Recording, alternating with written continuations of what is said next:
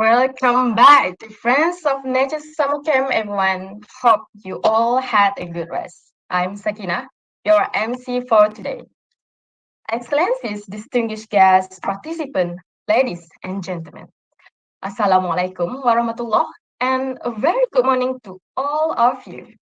We are delighted to welcome all of you from Webex Live and YouTube Live to Friends of Nature Summer Camp 2023. Today is the last day of International Friends of Summer Camp 2023. Please stay until the end of the program. Before we proceed, I have a few housekeeping notes with some details of our program today. First, please make sure your microphones are muted while the program is ongoing. If you have any question during the program, you are allowed to turn it on or just leave your inquiries on the chat box to everyone or to me with name during the Q&A session. Second, all participants are encouraged to turn on your cameras during the program. Third, please remember to switch your layout on the top right corner of your screen to the grid layout. Fourth, you are encouraged to give your reactions during the program using the emojis at the bottom of your screen. And lastly, please remember to fill in the attendance form provided at the end of the session in order to receive your e-certificate. As you all know, today is the last day of International Friends of Summer Camp 2023, and we will be announced the winner of the quiz from day 1 until day 5. So please stay until the end of the program. To bless our ceremony this morning, please welcome Aimi to recite the prayer. Thank you, MC, for inviting me. إلى حضرة النبي صلى الله عليه وسلم وعلى آله وصحبه شيء لله الفاتحة. أعوذ بالله من الشيطان الرجيم.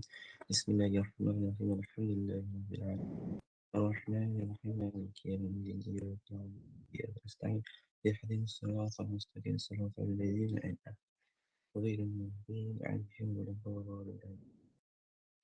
بسم الله الرحمن الرحيم الحمد لله رب العالمين والصلاة والسلام على أشرف المرسلين وعلى آله وصحبه أجمعين. اللهم إنك خالق العظيم، إنك سميع العليم، إنك غفور رحيم، إنك رب العرش العظيم، إنك البر الجواد الكريم. Ya Allah, you are the one who has all the praise. You are the one who deserves to receive all the praise. You are the one who deserves to receive all the thanks. You are the one who owns all the government. In your hands are all our victories. To you all of us return. Allahumma ya Karim ya Rahim. Give us your mercy and grace on the occasion. Friends of Nature Summer Camp held today. Bless it from beginning to end.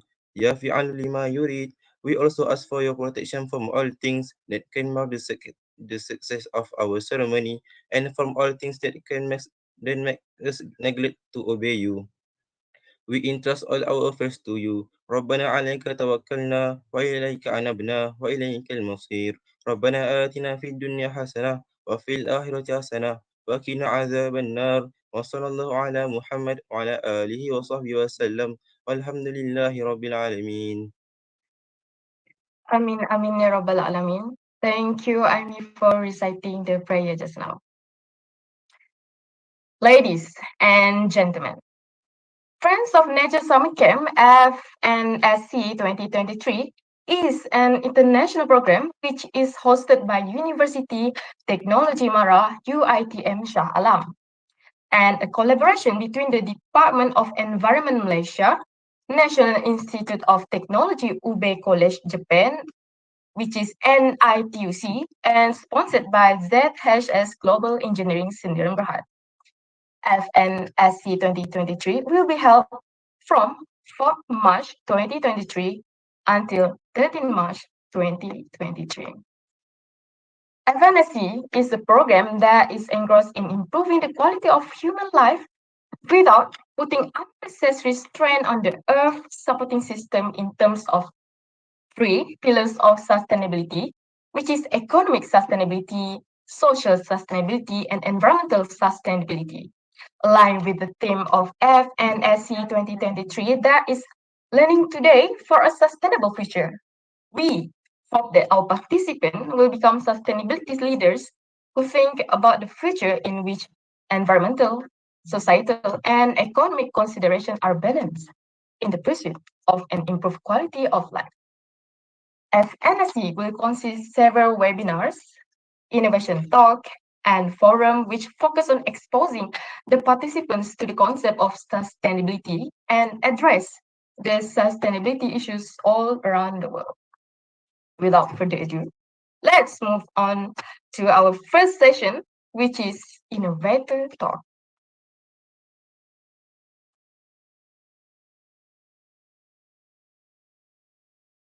Ladies and gentlemen, welcome back to our first agenda today, Innovator Talk, Sustainable Product Development using Circular Economy Concept. Here is the biography of engineer technologist Mohammed Shazwan Osman. Engineer technologist Mohammed Shazwan Osman is well-known author for his numerous research and a senior lecturer at the School of Chemical Engineering, University Technology Mara branch in Pulau Pinang. He wants to help his student, university, and country through his knowledge and innovative research. He is an HRDF certified trainer and visiting research fellow at UNIMAP's Center of Excellence Geopolymer and Green Technology, which is CE Geotech. He studies nanoparticle colloid synthesis, herbal extraction, product development, and water-air quality modeling. He is also interested about innovation, creativity, and entrepreneurship, especially in youth. His students have won over 50 innovation competition medals locally and abroad.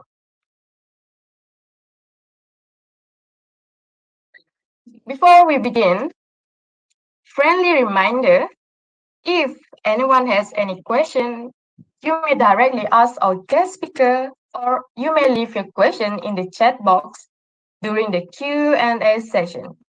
Kindly remember to mute your microphone during the presentation to avoid interruption.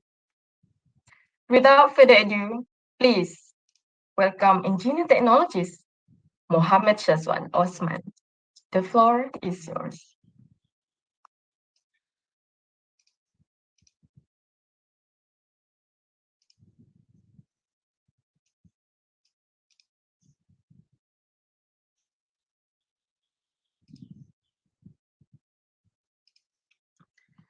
Okay, Bismillahirrahmanirrahim. Assalamualaikum warahmatullahi wabarakatuh, and a very pleasant morning. Thank you, Ms. Jefferson. Ladies and gentlemen, in this program, first and foremost, I would like to thank the organizers for inviting me to deliver this talk.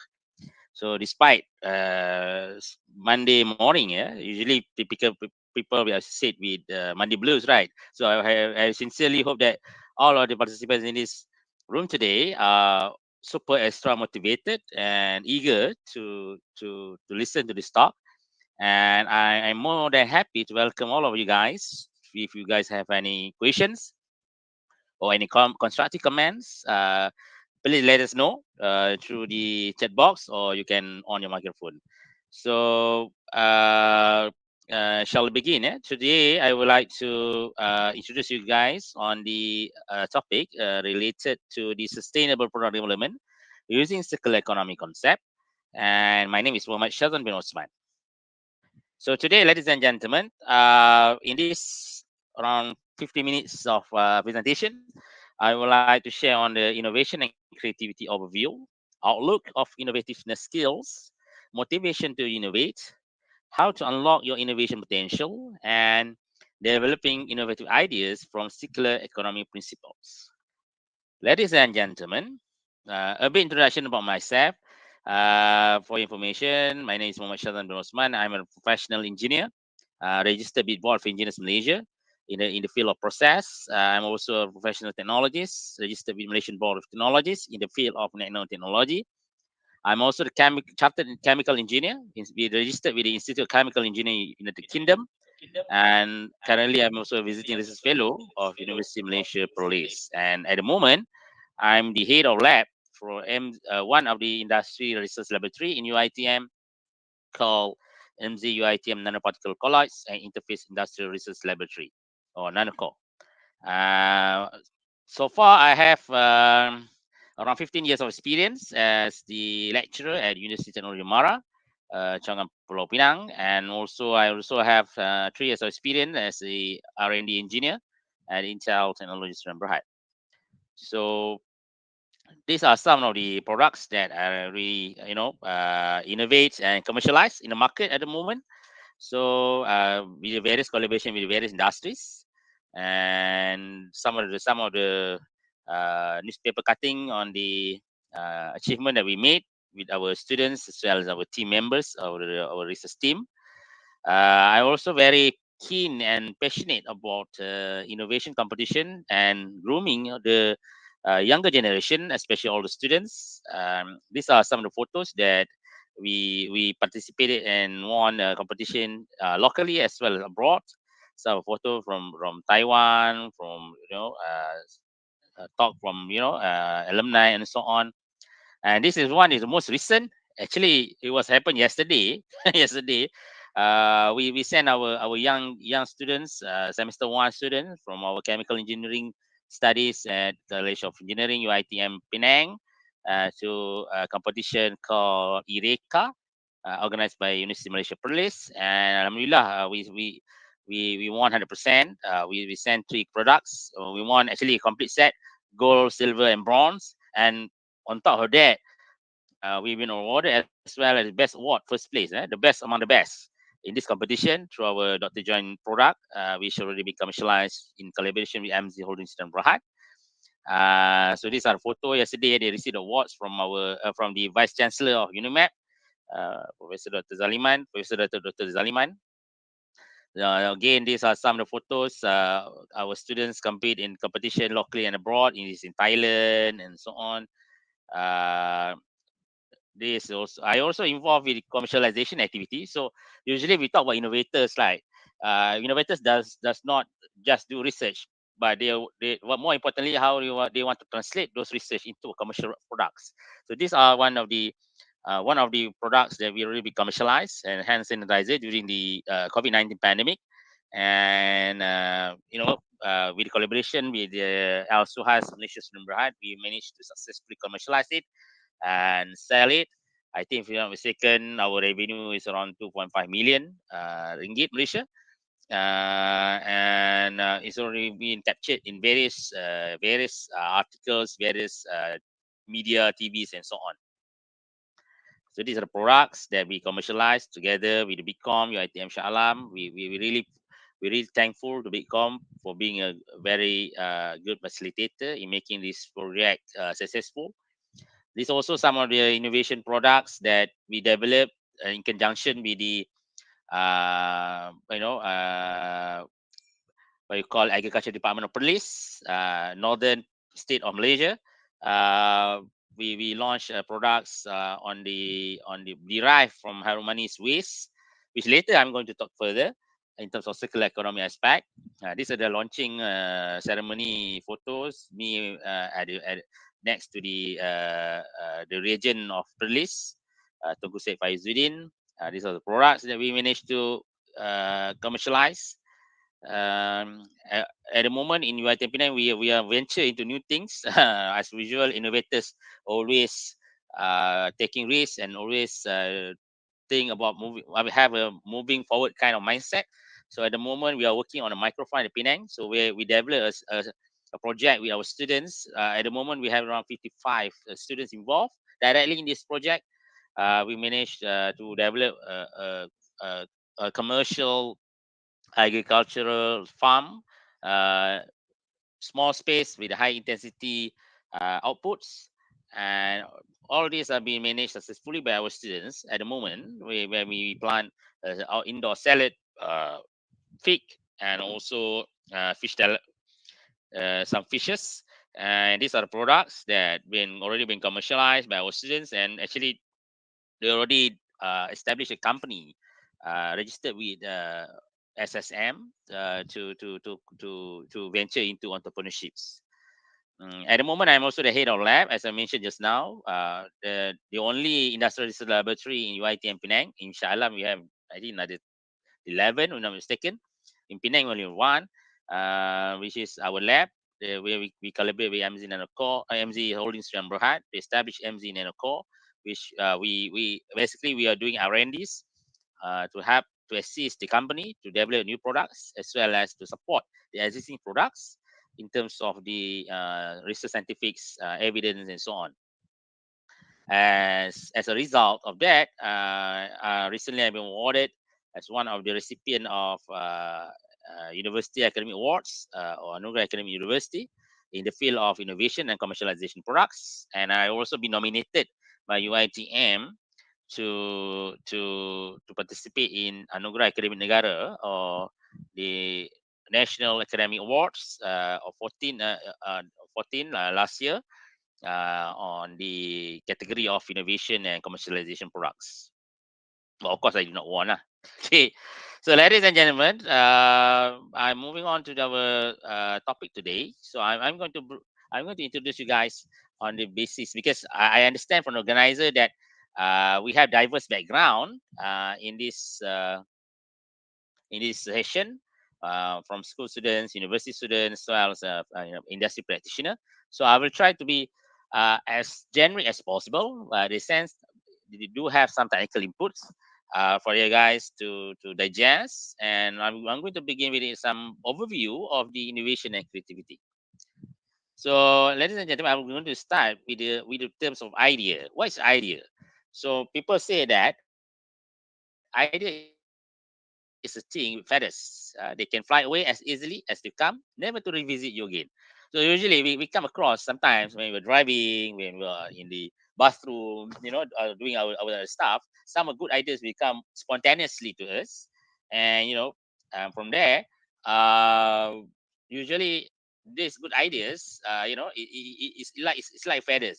It can fly away easily if you don't really jot down or put in some written note, and they will never come to revisit you again. So that's the issue with ideas. And however, Robin Williams said, no matter what people tell you, words and ideas can change the world. So in this world, in this contemporary world, people who get good ideas and a good communicator, they can change the world. They can impart a significant positive inputs, positive impacts to the organization, to any industries and so on. So idea is powerful. Usually, to get an idea is not easy. Okay, ideas are easy, implementation is hard. Another terms that have been coined, that you know um, if you don't, even though you have ideas, but that idea cannot be translated into a practical aspect of it or practical solution, then is nothing. Therefore, the most tricky part of after you get an idea is how to implement it. So that's going to require a huge amount of effort, huge amount of synergy between all the stakeholders, and this is key in order to make an idea become a reality. So, ladies and gentlemen, what is innovation? So I put it into these three ways. We talk about creativity, invention, and innovation. Creativity is basically we talk about the act of turning new and imaginative ideas into reality. So usually it's more on a thinking aspect. When you talk about invention, on the other hand, it's a creation of a new idea or concept, which is typically is a novel. It typically is somebody that is something that nobody have done it previously. On the other hand, innovation, whereas, is basically turning a new concept into commercial success or widespread use. So when we talk about innovation, it can be incremental innovation, it can be a sustained innovation, it can be something that improvement from the previous invention. Let me put into context. For example, our smartphone. When a smartphone be introduced like 20 or 30 years ago, it was called invention. But then now when they do some upgrades on the features, upgrade on the application, regardless with the hardware or software, then we call that as innovation. So as I mentioned just now, there's a difference between an invention and innovation, and basically they are interrelated. They are always connected each other, and we have to put it side by side, in that sense, in new context to create the values. So as I mentioned just now, there are various types of innovation. So we do have incremental sustaining innovation, which just improve on the existing invention. For instance, as mentioned just now, for example, your smartphone, we improve the features, put uh, biometric reader, whatever, to improve the features or the safety features of the handphone, for examples. But we can also have disruptive innovation. For example, the Grab, Uber, when they have started when they started several years ago, you know, to disrupt the conventional taxi, e-hailing actually disrupt the conventional taxi and so on. So that is what we call is disruptive innovation. You can disrupt not just the technology, but also the business model. And of course, we're going to have also what we call as breakthrough innovation, whereby breakthrough innovation is something that totally new and totally we call blue ocean in that sense, new market, new technology. For example, last time internet when it was being introduced, like 1970s or 1960s, then it really transformed the new markets and so on. So again, when you talk about innovation, it can be technical driven or it can also be commercial driven. For example, this is technical driven. Of course, your mobile phones, iPhone and so on. Your Dyson. For those who are housewife and so on, really love, or vacuum cleaners and so on, or even the augmented reality. Recently, when I was in Japan, they talk about VR, virtual reality or augmented reality, very frequently, which is the next thing to happen. And in Japan, they already start doing this, all those things. We can also, but people also said, is innovation is really technically driven. If you ask me, not necessarily. It can also be in terms of innovation can be improved in terms of new business model. For instance, our Microsoft Office, last time, we have Microsoft Office independently, Microsoft Office, Words, PowerPoint, and so on, and you had to buy it in different CDs, for instance. But now we have Office 365, the subscription model, which really, innovation that govern the what you call the new business model. Same goes to the ride sharing car, for example, go car and so on. And now we have also car and everything. So these are also in terms of the innovations in terms of the new business models. So we can have innovation not just limited, not just to technologically driven, but also in terms of business driven innovation. So, ladies and gentlemen, now we're going to talk about the outlook of innovative skills. Why these innovative skills are so important, especially for students. According to a report by World Economic Forum, which was presented in 2018 in Davos, Switzerland, all the key players in industry identified there are 10 key capabilities, which is the most important skill outlook for 2022. And from this 10, you can see at least minimum of 6 of it are related to innovation skills. For example, analytical thinking and innovations, creativity, originality, and initiatives, critical thinking and analysis, complex problem solving. All this requires innovative skills. Therefore, for the students, I would like to strongly urge you guys, you have to really to master innovative skills at the early stage of your years, even at school level, and of course at university level. Try to use this opportunity to be in this educational institution to polish your innovative skills. And when we talk about motivation to innovate, I would like to quote what Steve Jobs had mentioned. Innovation distinguish between a leader and for a follower. So from this quote, we can simply say that when you are innovative, you can be a leader. You can lead your team, and you can lead the market. You can lead the technology and so on, and people will start follow you. Okay, so that's why innovation is so crucial and so important. And again, Steve Jobs mentioned innovation is the ability to see change as an opportunity, not a threat. So from here, we can say that innovators mindset typically are very positive minded. They always see any changes, any you call uh, room for improvement as an opportunity, not a threat. So when we talk about an opportunity, if you recall back from the history of mankind, humans, how humans create values and make monies, they are from opportunities.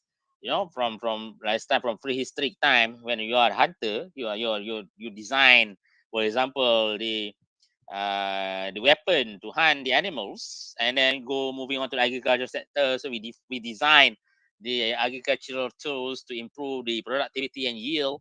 And then we go to industrialization, we design mechanization, we design the machines and all those things.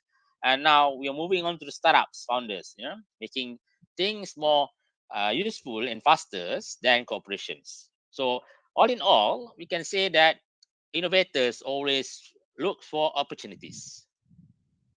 But at the end of the mind, at the end of the day, basically why do we need to innovate is because we want to create values. So whatever Einstein said, try not to become a man of success, but a man of value. So we want to see, what are the value creation that we would like to establish, we would like to initiate from all our innovation activities. So that is far, far more important. And looking at from the uh, Islamic perspective, from religion perspective, as what Prophet Muhammad SAW mentioned, the best of people are those that bring the most benefit to the rest of mankind. So it means that we, as innovators, we need to have a soul of innovation and creativity, and we must we must devote our time to give benefits to others, through our our knowledge, our skills, and our inventive skills. And at the end of the day, we're going to obtain what we call a reciprocal benefits. For example, if you ask me what are my greatest satisfaction when I innovate products to be commercialized, for me is when I see the products being successfully in the shelf of the market and being bought by the customers, and they use it and they're satisfied with my products. So I believe that is the greatest satisfaction as innovators for me personally. So ladies and gentlemen, we move on to the next topic, which is how to unlock your innovation potential. How basically, typically, people always have this kind of difficulties. They do have some ideas, but they know how they can unlock all these potentials. And of course, we know about creative process. You started with the problems, and then we do this research through inspiration, or we envisage a new trends and new technology trends. For example, we do a thinking process using 4W5, 4W1H, for instance, or 5W1H. We do brainstorms, and we try to solve it with the solutions. And usually, ladies and gentlemen, how we want to obtain good ideas. Usually, we have to see what are the main issues and problems in the world. So, in this case, currently, the world is facing what we call a challenge called SDG, Sustainable Development Goals 2030.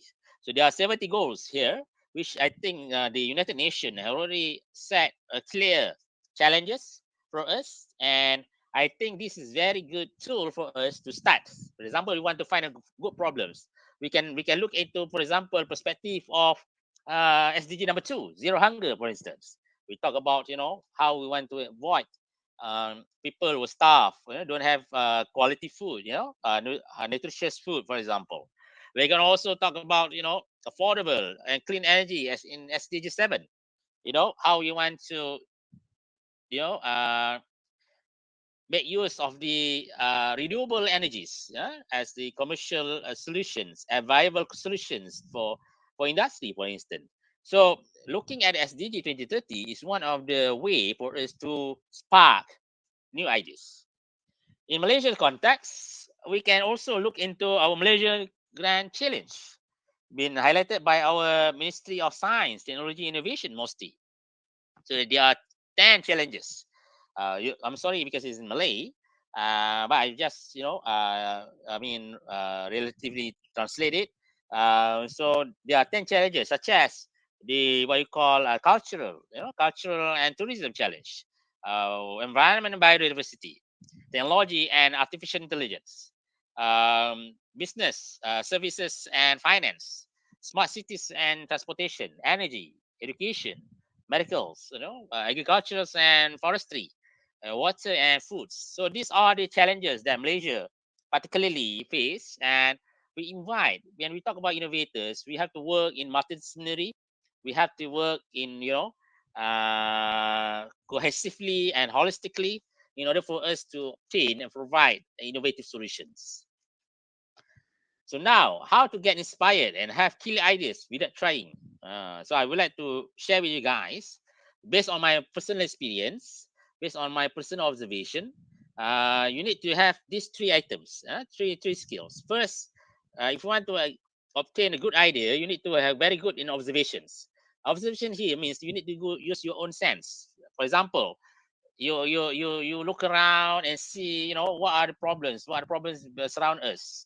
Use our sense, our eye, our touching sense, our listening sense, and all these things, to understand what are the problems and what are the issues. And from there, it creates the second level, what we call as curiosity.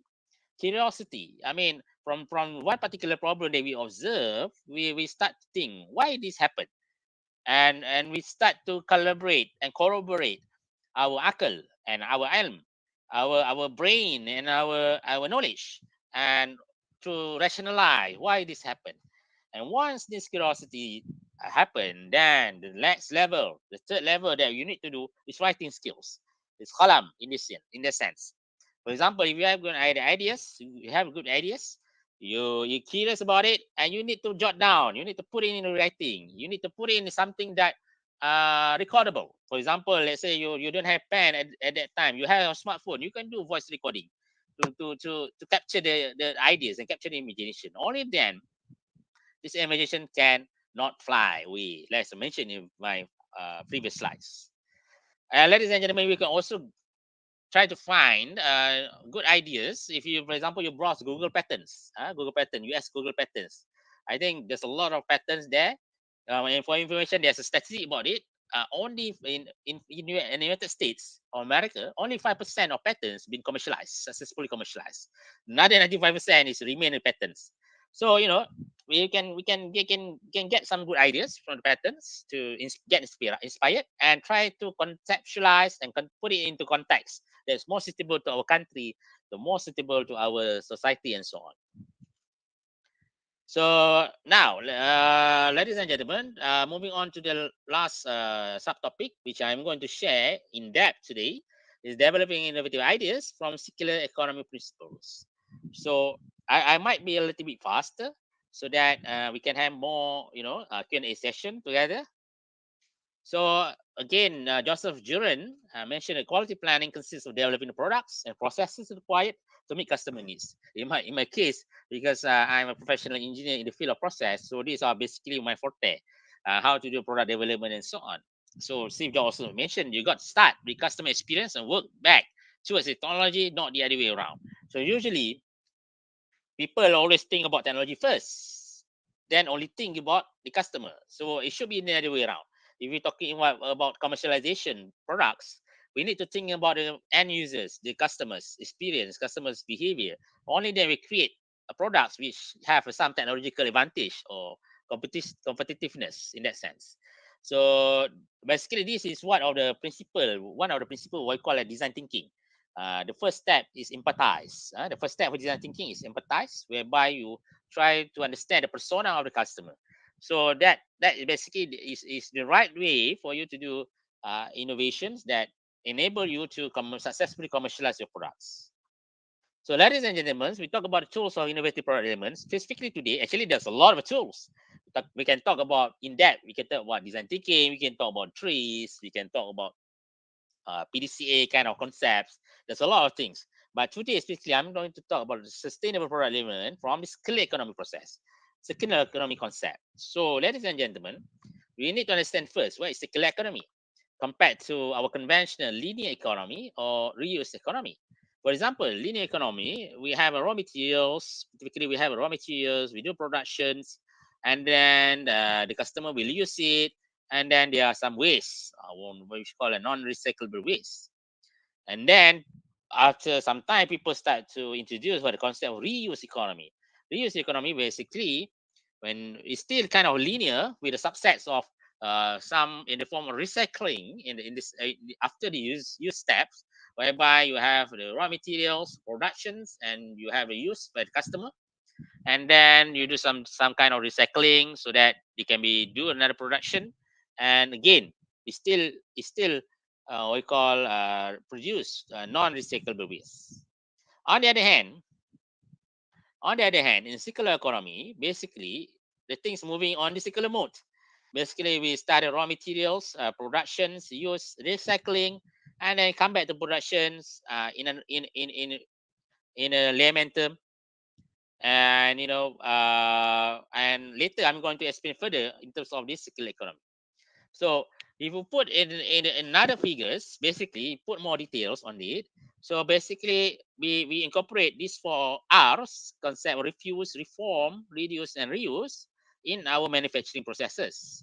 For instance, we have the acquisition of materials, and then we put design, productions, transportation, consumptions, collections, and then recyclable for the recycling end of life treatment, and then we can introduce a combination with our acquisition of raw materials to create a new design and so on, which I'm going to explain further how this is basically been aligned. So in other words, this concept is really what we call aligned with what we concept of sustainable developments. And a new terms that have been used nowadays, especially in the big corporation organization, is what we call ESG. Sorry, what is ESG? ESG stands for environment, social, and governance. So basically, ESG is the measuring index or indicator of sustainability, of sustainable development. So how we want to incorporate ESG inside the circular economy? For examples, in terms of market opportunities, customer preference are shifting towards more resource efficient and sustainable products that are more durable, repairable, and recyclable. And in terms of waste, for instance, resource losses are partly recovered through symbiosis between business and organization. It can be from the energy perspective, it can be from product perspective, and so on. And keywords in basically in the manufacturing, there are opportunities to use fewer raw materials, consume less energy, and generate less waste, which basically usually the engineers' responsibility to do it. And obviously, when we talk about all this, it requires innovations. The innovation where what things that we talk about just now. Looks to maintain the value of products. Again, we talk about innovation, we're talking about value creation. So value creation is so crucial that the principle, the philosophy that we need to uphold in order for us to maintain the value of products, materials, and resources, including minimization and generation of waste throughout the supply chains. So basically, at the end of the day, it impacts to the community. So the principle of equity, diversity, inclusion, and collaboration between resident and business owners through community design support, increase social well-being and local economic development. So there's some terms coined social innovation. There's term coined all this responsible production and consumption, which highlighted in our SDG 2030, is really aligned to what we have in circular economy. So, ladies and gentlemen, so again, we talk about circular economy. What kind of the characteristic that we do have? For example, cleaner productions, using fewer resources, better service in terms of customer experience, collect at end of line, remanufacture, which I later am going to show in terms of the case studies, recycle waste, reuse resources, and try minimize waste, and produce green products which are non-toxic, long life, or recyclable, and at the end of the day, reduce the environmental footprint, such as the carbon footprint, and so on. So if we talk about value retention frameworks, how we want to design the products using circular economy principle, these are the table edited from the articles that I cited here. We talk about, it has to be holistic, in not just in terms of the sustainability values, but also in terms of the circular economy principle, in terms of value retention strategy, and also in terms of technicality, in terms of the design guidelines, the quality, the system stakeholders, and also the standard team.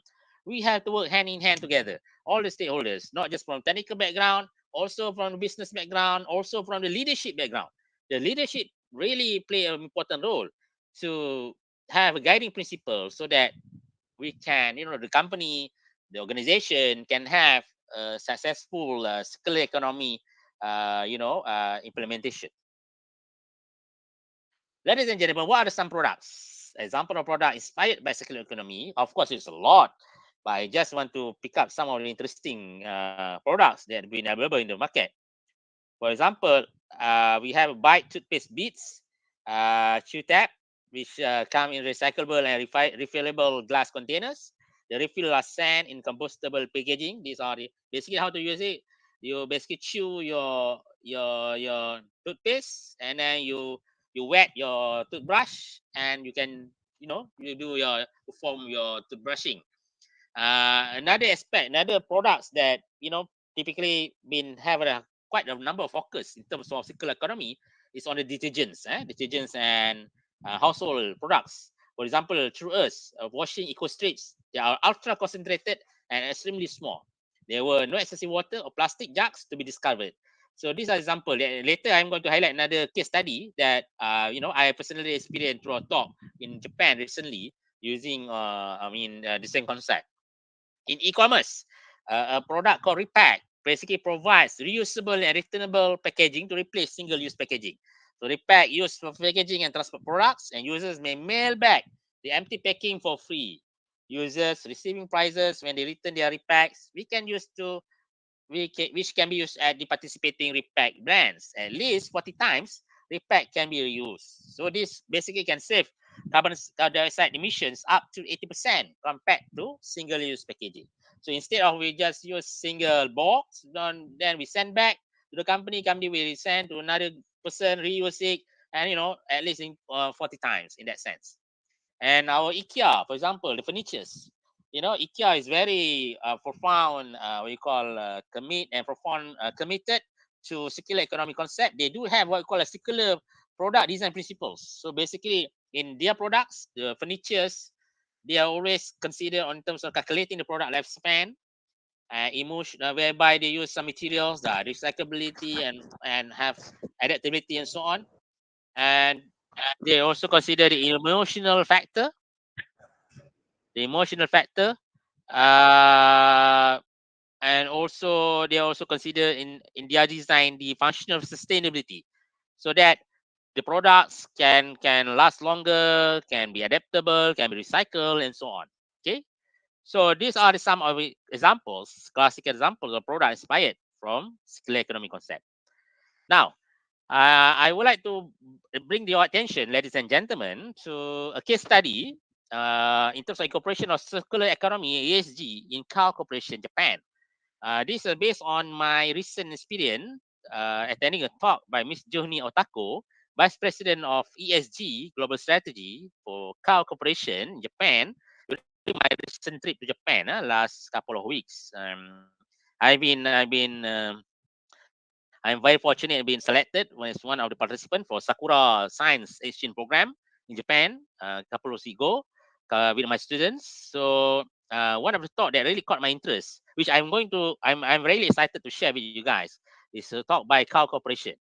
So basically, Kao have one philosophy they call My Kire lifestyle.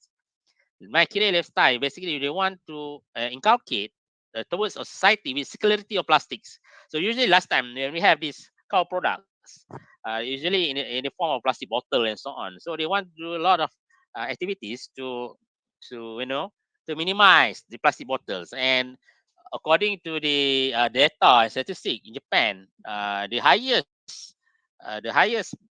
item that Japanese recycle is basically the PET bottles. They waste a lot of PET bottles, so there's an urgent need for them to recycle all these bottles. So in this corporation or this company, Cow Corporation, they are looking at it holistically from the various from the end beginning of line to the end of line to see how they can improve, do innovations to do the recycling and reductions of the plastic bottles. So these are the picture evidence that we attended the talk with my students. recently with Junior Otako. According to the presentation, Car Corporation made a study throughout the life cycle products, the life cycle analysis. In across the life cycles, they found that the CO2 emission for their products is around 11,743,000 tons. Surprisingly, from that figure, which stage constitute the most? Actually, it's not the additive manufacturing. And manufacturing or development is only 7% of CO2 emissions. Whereas in raw material, they have second largest, 37%. Of course, they use a lot of raw material from palm oil, which derived from Malaysia. And but most surprisingly, the number of usage of CO2 emission is the highest at the usage part, which is around our customer side, which is around 41%. So they show that there's a lot of activities that be done in terms of innovation in order for them to do perform the circular economy. So what are the initiatives? So these are the products that recently been launched. That have the element of the circular economy, the attack zero, which is the concentrated detergent. They have a smaller concentrated detergent with a smaller size with a recyclable PET bottles. Okay, so basically, what are the initiatives that have been done by Car Corporation in this case study? Basically, for example, they use zero waste. They try to reduce, to minimize use of plastic through thin film type refill. They call raku raku eco pack. Raku raku in Japanese means easy. So basically, the design, instead of they use plastic for the refill, they use a thin film type or refill. So that they can minimize the usage of plastics. And then they also perform activities with the community. For example, they initiate a project called Recycreation, zero waste, whereby basically they're collecting all the film containers that previously only being used as a trash. They're giving back to community to creation and education. They design what we call a concept called carry blocks, and basically they are aiming for horizontal recycling, whereby the refill packs are going to be recycled back into refill packs again, so that they can use for their products. And they already have a successful what you call successful projects. Kobe Plastic Nets. Basically, they have a plan in Kobe to join process to recycle refill packs, aiming for horizontal recycling, whereby they're developing and verifying recycling technologies at pilot plant installed at Wakayama Research Center. They achieve the horizontal recycling, whereby the refill packs of this detergent and so on are recycled into refill packs. As we know that to recycle plastic is not easy. The process is very energy consumption and energy intensive, and also requires a lot of technological solutions in that sense. And then they move forward to integrating the ESG business, because they want, at the end of the day, they want to make money from these innovations. So they successfully designed what we call it the first ever asphalt additive made from recycled PET bottles. Asphalt basically used in our tar, bitumen, and so on, our road. So they perform some chemical reactions. They convert this waste PET into asphalt modifiers, and they mix with paving materials and using normal constructions. So they introduce a product called New Lag 5000, a new additive made of chemical recycling waste, PET plastic. So they reduce the cost and energy consumption associated with resurfacing of the roads in Japan. So they already perform some of the example of the roads in Iwata City, Shizuoka, using these products to resurface the roads in Japan. So basically, from the PET bottles that we waste, we convert into new products. For example, the asphalt modifier, so that it can be used in road infrastructure project and so on. So basically, they cover on the decarbonizations as well as zero waste in that sense. So, ladies and gentlemen, actually there's a lot of case studies, but I think due to our limited time, so I will just highlight some of the things that really come across my minds. But in conclusions, I would like to quote two quotes from Antoine Laure de Lavoisier. Is we talk about the circular economy, is nothing is lost, everything is transformed. We have to change. We have to have a paradigm mind shift. No saying that if let's say we throw waste, let let it be. So we need to have a mindset whereby that waste can be converted into something that more that can be beneficial. You can transform it to something that more beneficial. And I would like to quote as well a quote from Alan McCarter, one of the because she established Alan McCarter Foundation. They're really profound advocator of the what you call circular economy.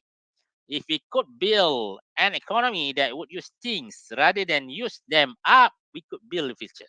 So the future now talking about how we can build economy that instead of we wasting new resources, new raw materials, how we could use things up, and make use of them, transform into a valuable products, and at the end of the day, we talk about value creation. We talk about value creation. So as an innovator, we talk about value creations. And so that at the end of the day, all our innovations, our technological solution, our business model solution can impart a significant positive outcome to our society. So with that, I think that's all for my talk today. So I really appreciate your patience. I really appreciate your listening, and I'm more than happy to open up for any Q&A or any constructive comments. And if you guys think you would like to collaborate with me in future, don't hesitate. You can contact me via this email or phone number. So with that, thank you so much.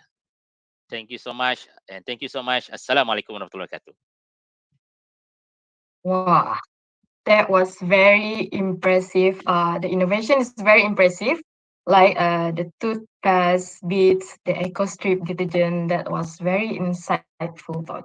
Okay, so what I learned from the sharing just now is don't let the ideas fly away. Is it correct? Is this Absolutely. Yes, all right. So thank you, engineer technologist Mohammed Sazwan, for the sharing session just now. All the innovation is very impressive, and I bet for everyone too. Now, we will have a Q&A session, and participants are welcome to direct your questions to our speaker.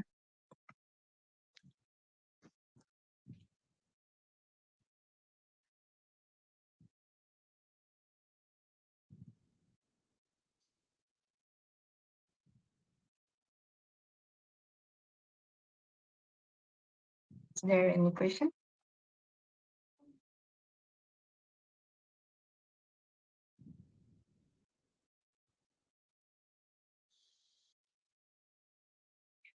Okay, the first question to be asked is from Nur Amira binti Zahari from Webex Live.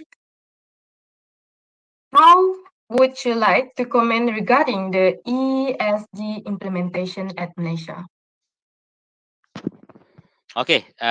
Thank you so much, Amira Zahari, for a very wonderful question. Yes. To be honest with you, when you talk about ESG, it's something that it's not new in developed countries, in Japan, US, Europe, all those things. It's not new. In fact, they already implemented it 20 years ago. But in Malaysia, I think it's kind of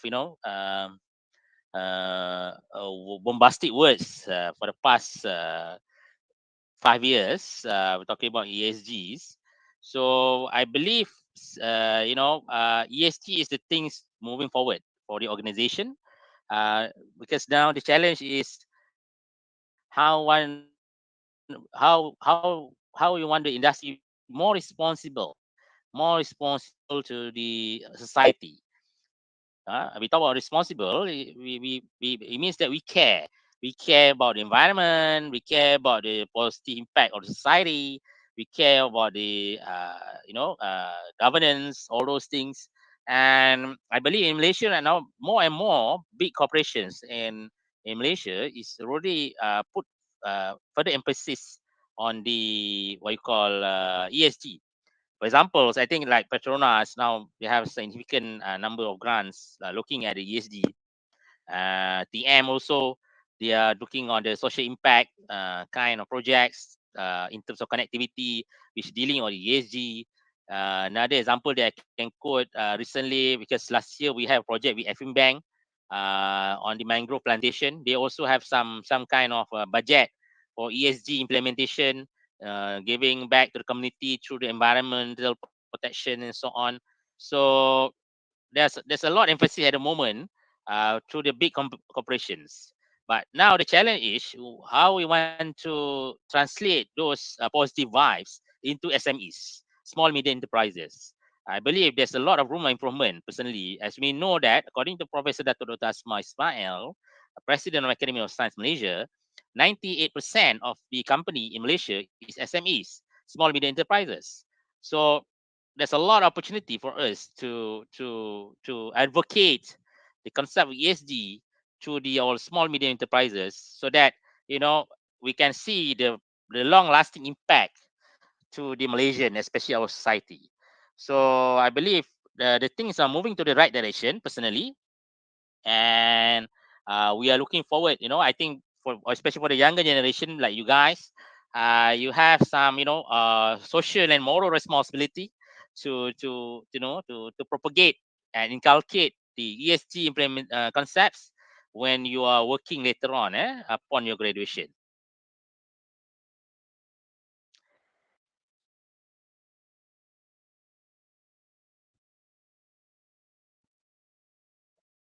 All right. Okay, hope I am answering the question. Okay. All right. All right. Hope Mr. Shazwan has answering the question. And then next question is from Nur Hidayah. How can we educate Malaysians on how to implement sustainability in daily life? Well, this is very difficult question, in fact, because because when I talk about because I'm engineer, right? So if you want to use what you call technology solution, it's easy because we are dealing with robots, machine, and so on. But when you talk about human being, we are talking about behaviors, and behaviors is not easy to change. To be honest, when you talk about behaviors, it's not easy to change.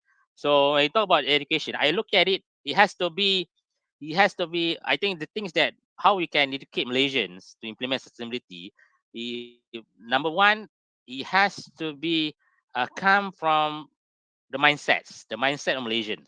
I'm quite amazed, to be honest. When I was in Japan a couple of weeks ago, I see around there's no rubbish in the road. There's no rubbish. It's very difficult to find dustbin in train station. It's very difficult. You can only see a dustbin at the exit of the train station, or in the university you can only see only one or two. But more importantly, all the dustbin are all recyclable dustbin. That means that Japanese already inculcate culture that they need to segregate their waste, in that sense. But obviously, Malaysia, we are still far along from that direction.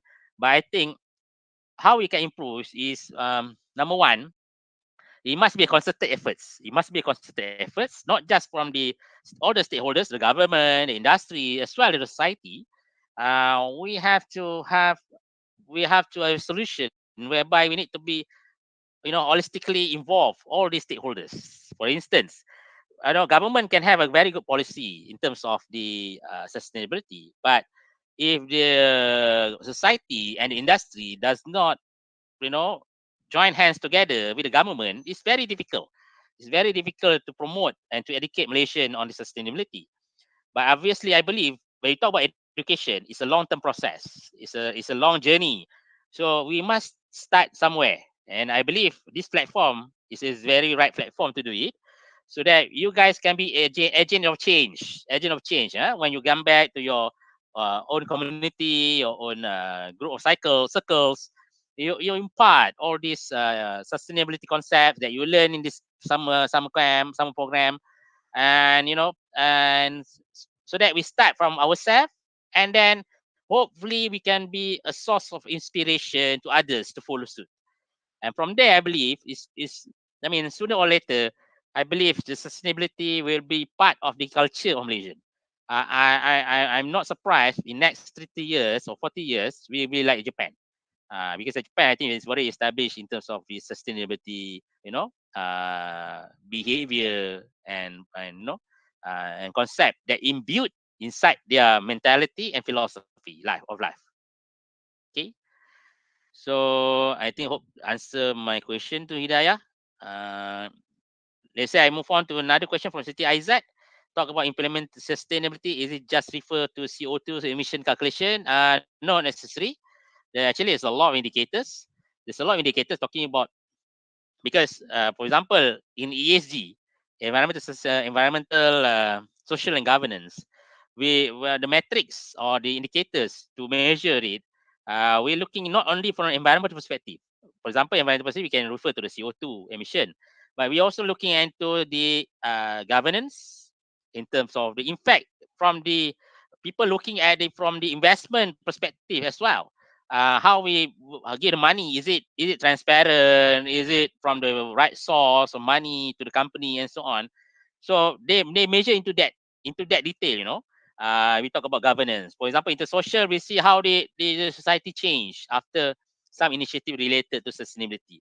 So to answer that, CO2 emission is just one subset of the indicator, one subset of the measuring success criteria for sustainability. There's a lot other criteria, measurement indicators that can be used to define, how sustainable or not that society. Okay, I think there's another question right from Dr. Shahida Farhan Azhar. This question actually, I believe I require another 2 hours to talk. Okay. So, how to gain trust from industry to collaborate with academia? Okay, actually, I always give this talk as well to other community, to other platform, but usually it's 2 hours talk. But I try to summarize in just 1 minute. Well, yeah. I mean, obviously, I'm looking from my own perspective because I'm also working on the industry lab. So first and foremost, it's not easy. It's not easy to gain trust for industry to collaborate with academia because usually people in industry have this kind of perception that academia people are idealistic, idealistic and only talk theories. So I think that's the challenge that we need to overcome, means that the people from academia, we need to venture more on the practical aspect of it, practical solutions, and we need to talk about the voice of industries. When we talk about voice of industries, they are talking about the not just the cost and also productivity, but also the ROI, the revenue models, the business aspect of it. So because usually our academia always talk about technological aspect, but we need to consider as well on the what you call commercial aspect. So if we let's because this is the gap at the moment between industry and academic. So once we lower the gap, we can talk the same language. Then it's easier for us to gain trust from industry. So I think that's a nutshell lah of the answer. But let's say you want to know more, I think that will be another 2 hours talk. Okay. So yeah, you have to bridge the gap. We have to bridge the gap. Only then we can have a successful collaboration with industry. Okay. Right. So back to the chairperson. All right. Right. Thank you, Mr. Sajwan. That's the question from Webex. And another question from another platform. Okay, first question is, are there any sustainability certification or frameworks that fresh graduates can join? Well, okay, there's a lot actually, in fact, but usually it's what you call market segment dependent. Market segment dependent. For instance, if you are venturing into palm oil industries, there's a certification or a sustainability operation. I think if I'm mistaken, CSPO or something like that. It's a sustainability production for palm oil industries. And if you are interested in terms of ESG, there also a certification on the ESG certifications. When you're talking about the policies, we talk about the how we can impart the ESG concepts in the organizations. And actually, there's a lot. If I want to mention here, it's quite a number of it's MSPO. Yeah, thank you so much, Amza Zafri, MSPO. There's a lot of certification related to sustainability that you guys can venture in, and can explore in, depending on the market segment that you are interested to join upon your graduation. So they don't have one solution fits all kind of certification. It has to go, by sector basis. Okay.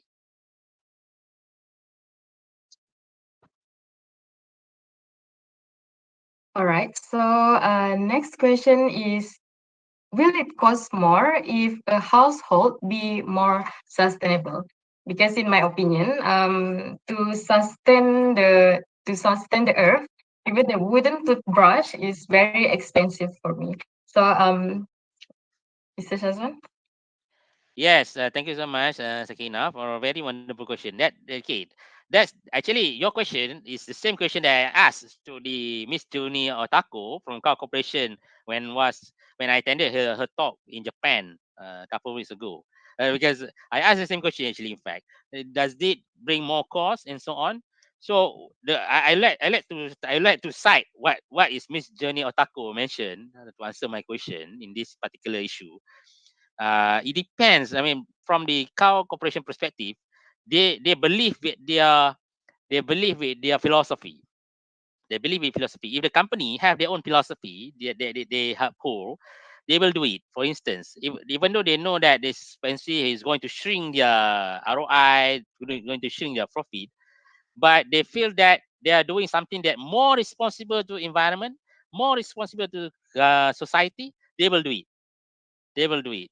So, and they say that they do all these innovative solutions to minimize the environment, all these things, as a sign of appreciation to their customers, as a sign of appreciation to their customers, to say thank you that you trust us. We will do more to innovate new things to make you happy in future. And obviously, when we talk about technological perspective, when we want to do something that more sustainable, and it requires a significant number of changes in terms of costing, pricings, and so on. So I think that's why the engineers has to work hand in hand together with the finance department, with the business operation department, all those things, so that we can have a innovative solution, to have a solution that are sustainable, but at the same time does not increase the cost too significant.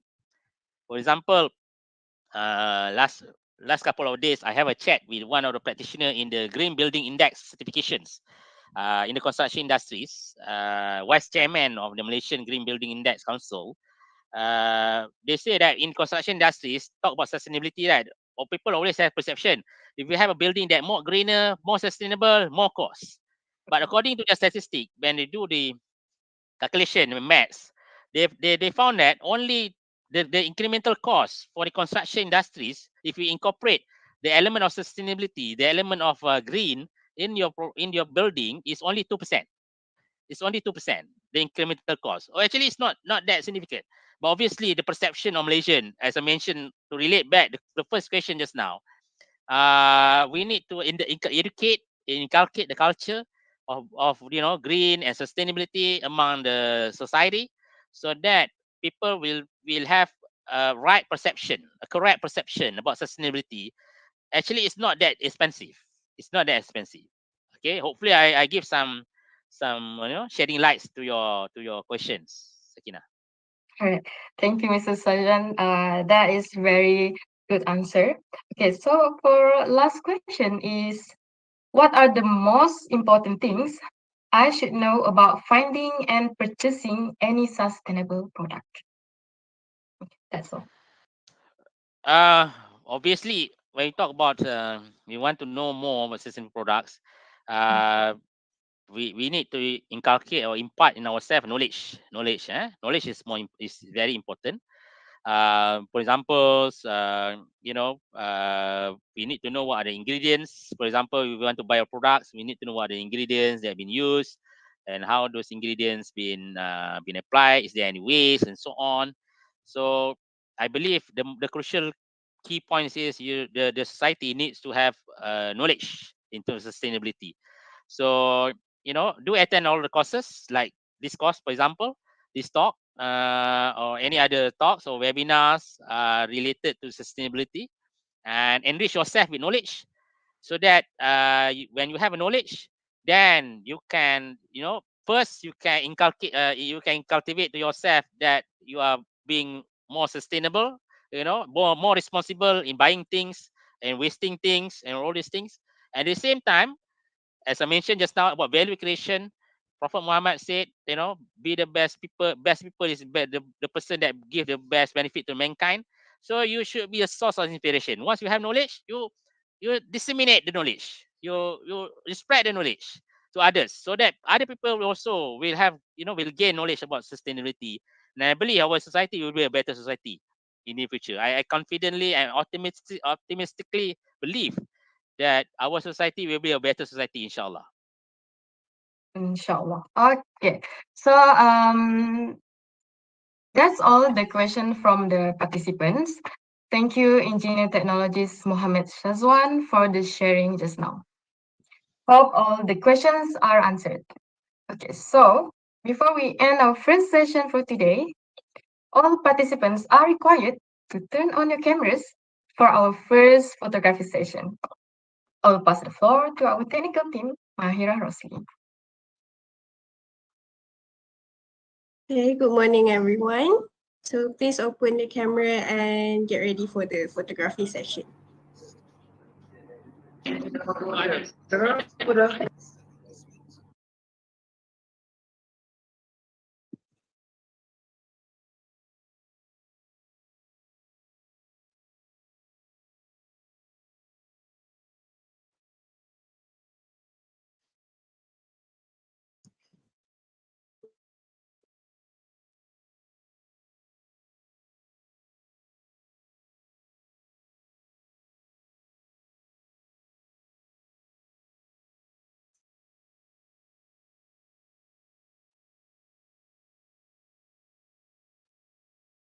All right. Okay, get ready. Okay, 1, 2, 3, smile. Okay, one more. Okay, 1, 2, 3, smile.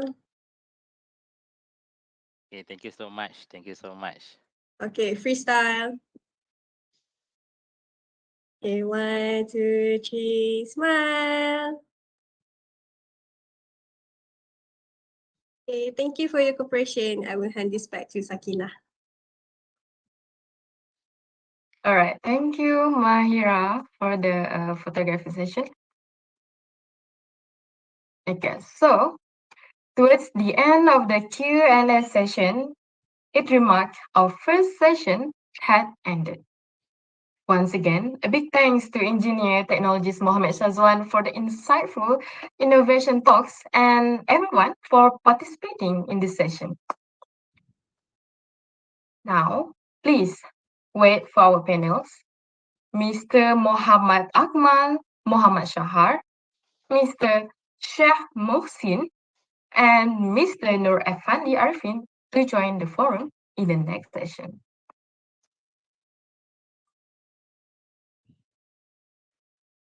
Okay, thank you, Sakina. I can leave the session now. All right, thank you, Mr. Mohammed Shazwan. Okay, thank you. All the best for the subsequent forum. I saw my former student Akmal. Okay, thank Okay, you. right.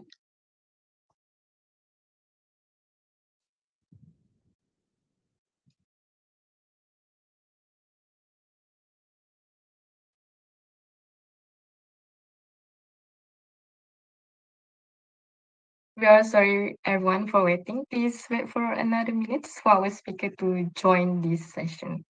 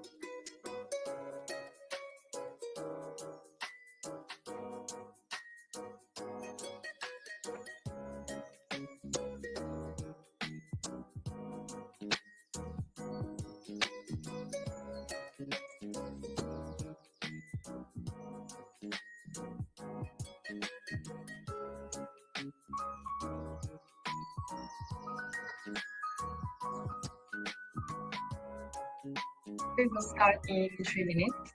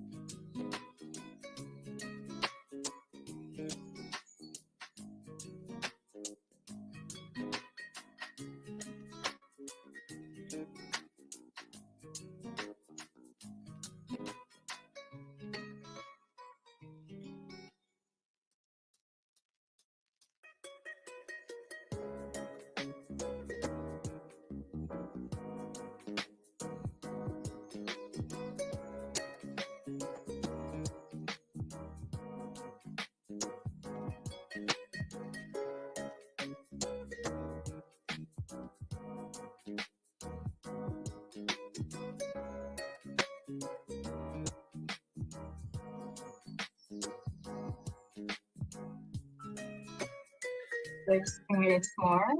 Please enjoy the background music.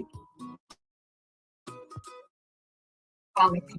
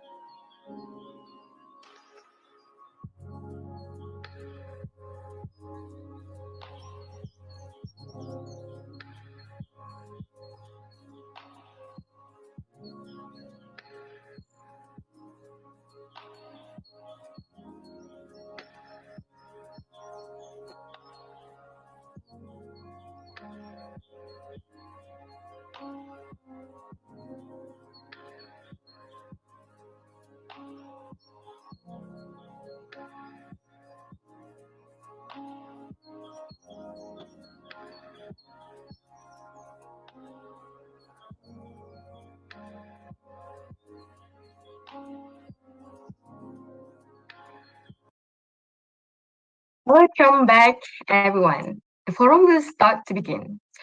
Before we proceed, I would like to brief a little bit about our panels. Our first panel, Mr. Muhammad Shahar from Department of Environment, Johor. Hello, Mr. Akmal. How are you today? Hi, good morning. Assalamualaikum. I'm good. How are you? All right, nice to hear that. I'm fine as well. Thank you. Okay, so he is an assistant director at Department of Environment, Johor. He was also specialized in written notification and written declaration of effluent, sewage, and air at Department of Environment, Johor. He was a chief technician at Panasonic Energy, Malaysia, Sdn Bhd at Kulim in Siamek, Malaysia, Sdn Bhd until the year 2020. He pursued his bachelor degree in chemical engineering with environment at University Technology Mara, branch in Pulau Pinang. That's all for Mr. Muhammad Akmal. Okay. Our second panel is Mr. Nor Effendi Arifin from Etika Beverages Sdn Bhd. Hello, Mr. Nor Effendi. How are you feeling today?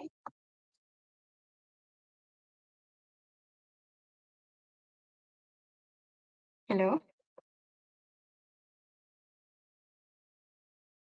Okay, let's proceed. Mr. Nur Effendi is an experienced engineer in water and wastewater industry, expert to be a certified professional engineer in environmental field, passionate in educating and sharing information on the environment, social and governance, which is ESG, with others. He also has an experience in supervise and maintain the IETS operation in Etika Beverages Sdn Bhd and Top Glove Sdn Bhd. He also expert on maintaining, digitalizing, establish and enforce of management through department. And lastly, he was awarded as a Malaysian Society for Occupational Safety and Health 2022 and 2020 Prime Minister's Hibiscus 2009 and 2022 and Top Performance Staff 2020 Grade A.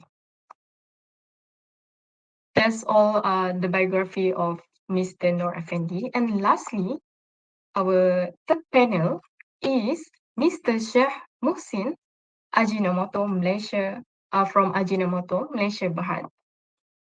Hello, Mr. Sheikh Muhsin. How are you today? Hi, Nurul Sakina. I'm fine. All right, right.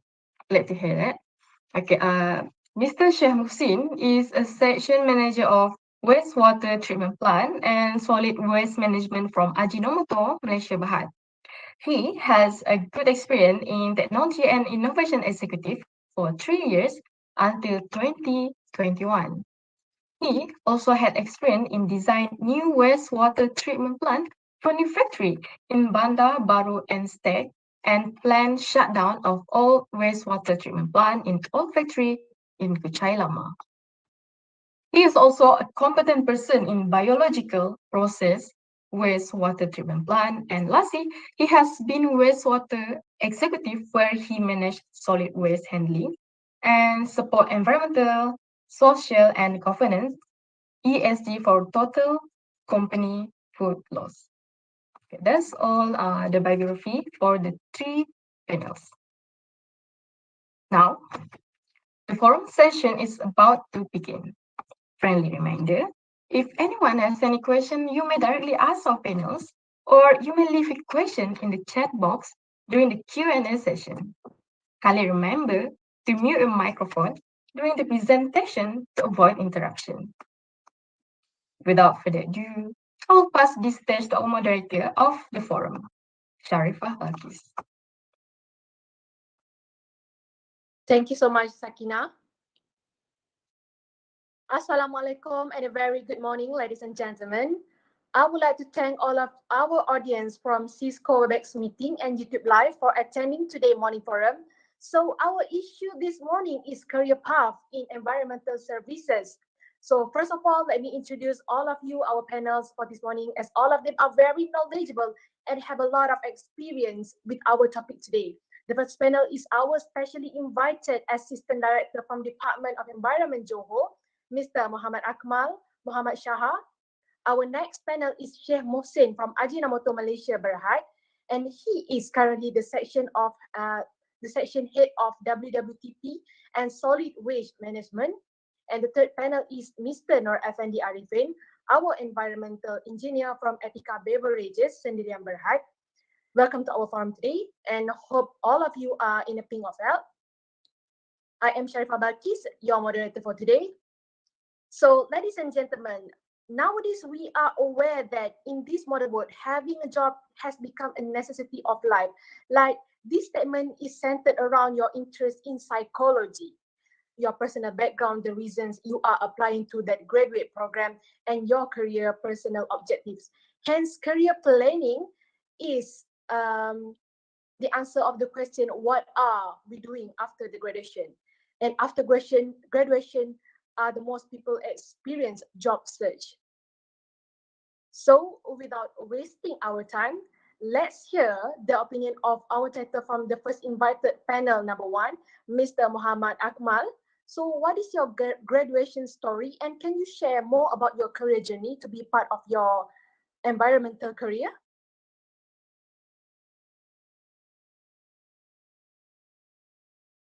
Hi all. Good morning. Assalamualaikum and very good morning to all.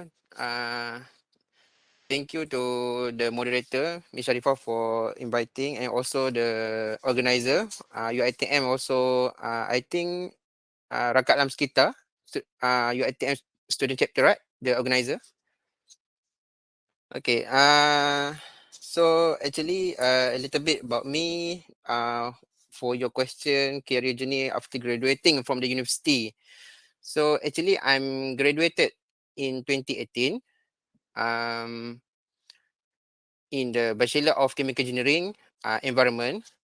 So right after graduating, uh, because there's a 4 years studying, so I like to have a me time, or as this generation call healing time. So I went for the a little bit holiday with my friends for a week. Then after I back from the holiday, then I started searching for jobs. I think almost a month. I think I'm searching for jobs, but as you said, the the hardness of the to find jobs is very well aware for all of us, for the graduated students to find jobs in nowadays. Okay, so after I searching for a job for a month, unfortunately, I didn't get any call or interview. So I decided to work as part time at KFC, food and beverage, fast food chain. At KFC, Kentucky Fried Chicken. I believe other country also have the KFC.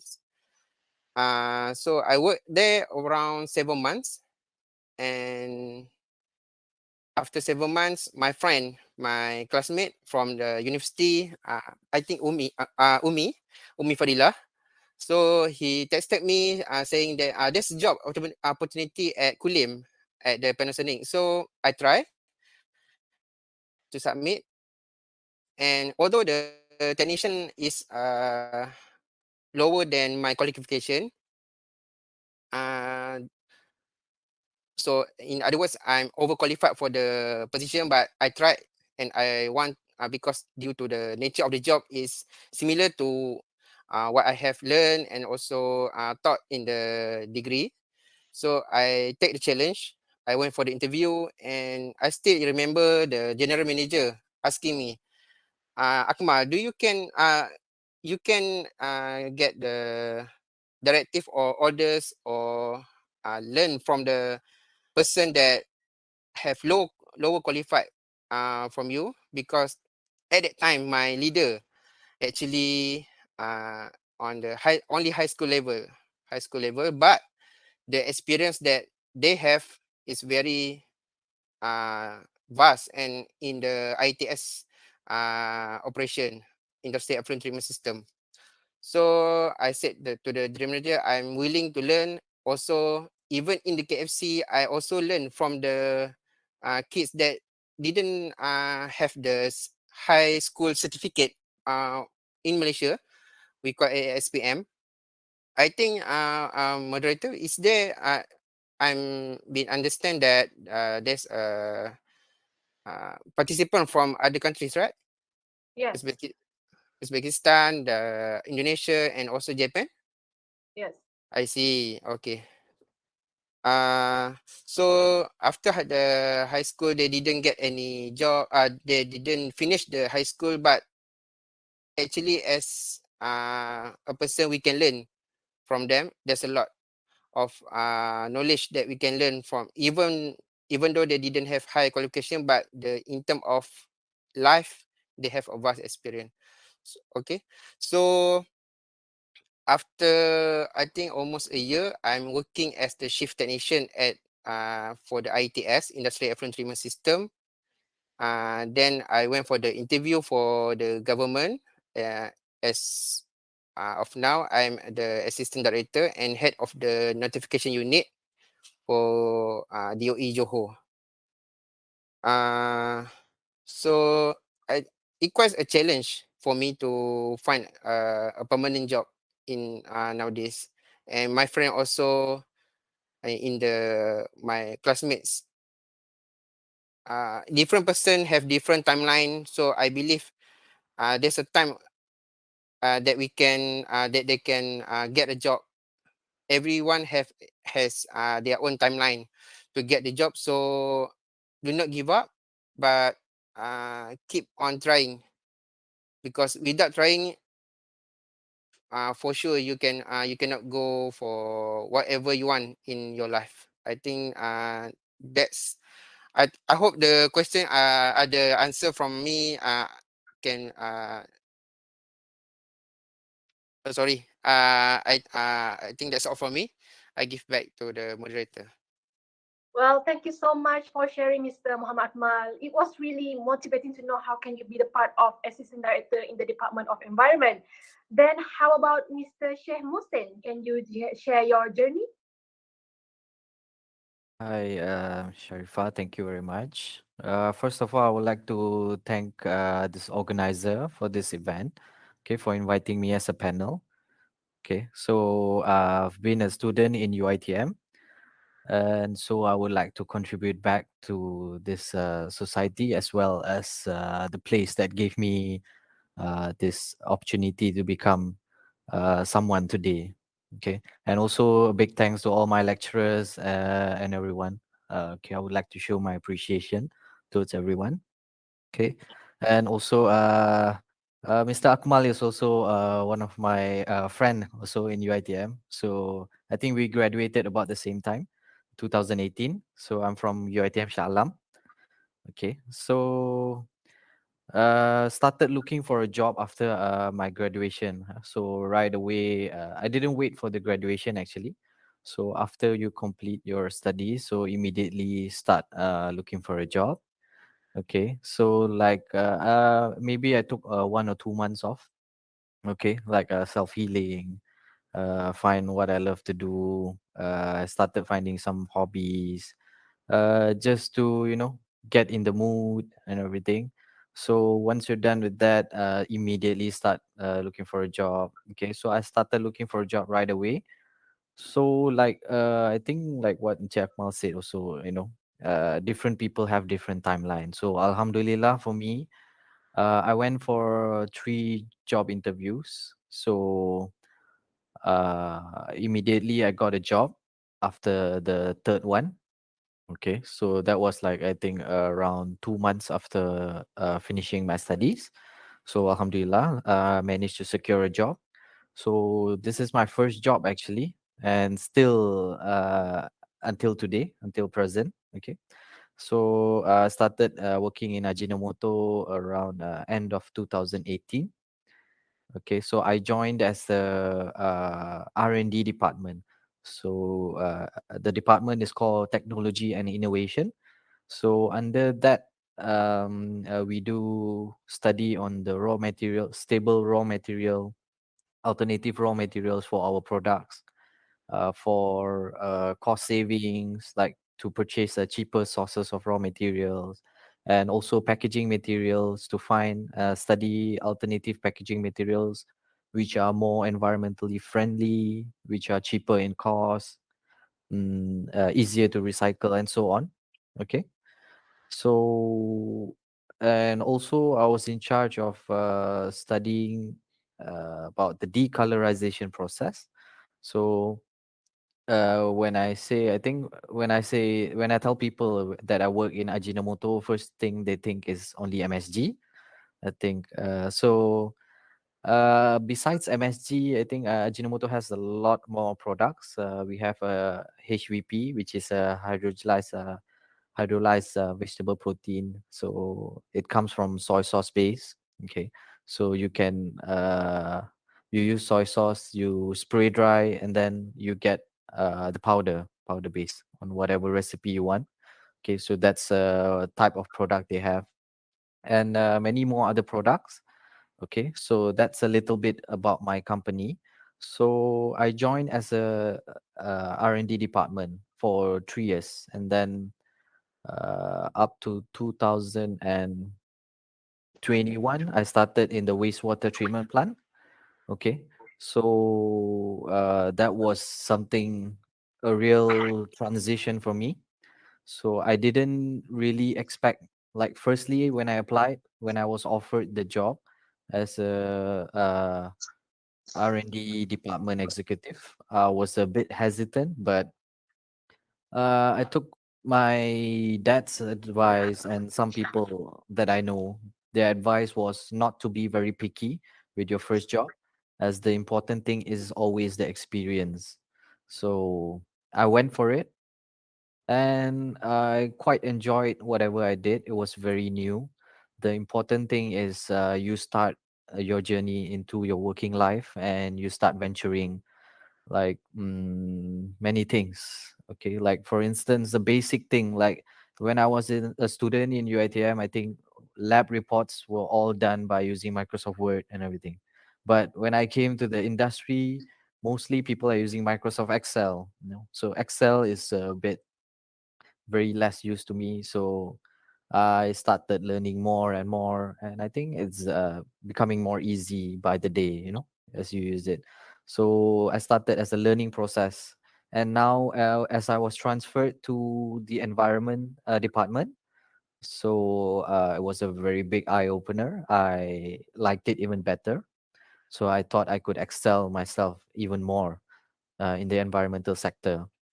So thankfully, yes, until present. So today, started taking more challenges. Okay, so you can't just stick to one department and just do what you want, but you have to keep on exploring out there. So they gave me additional responsibilities such as solid waste management, and then I took that, and then they gave me another additional responsibility like a schedule waste management and so on. So I took all of that, and Alhamdulillah, I think I can manage it by now. So yeah, so by last year, I think I got promoted to become a section head. So yes, I think that's to a little message to people out there, like my juniors and so on. Do not be picky with your first job. Just go out there for the adventure, experience yourself. Yeah, I think that's about the career journey for me. Okay, well then I acknowledge that you had been in a section head of WWTP and solid waste management, and it was really impactful. Everybody here is understand that it is take a lot of efforts to secure that kind of position. So thank you, Mr. Shemusen. And what about Mr. Nur FMD Arifin? Can you share your grads and your career story? Assalamualaikum and very good morning to everyone.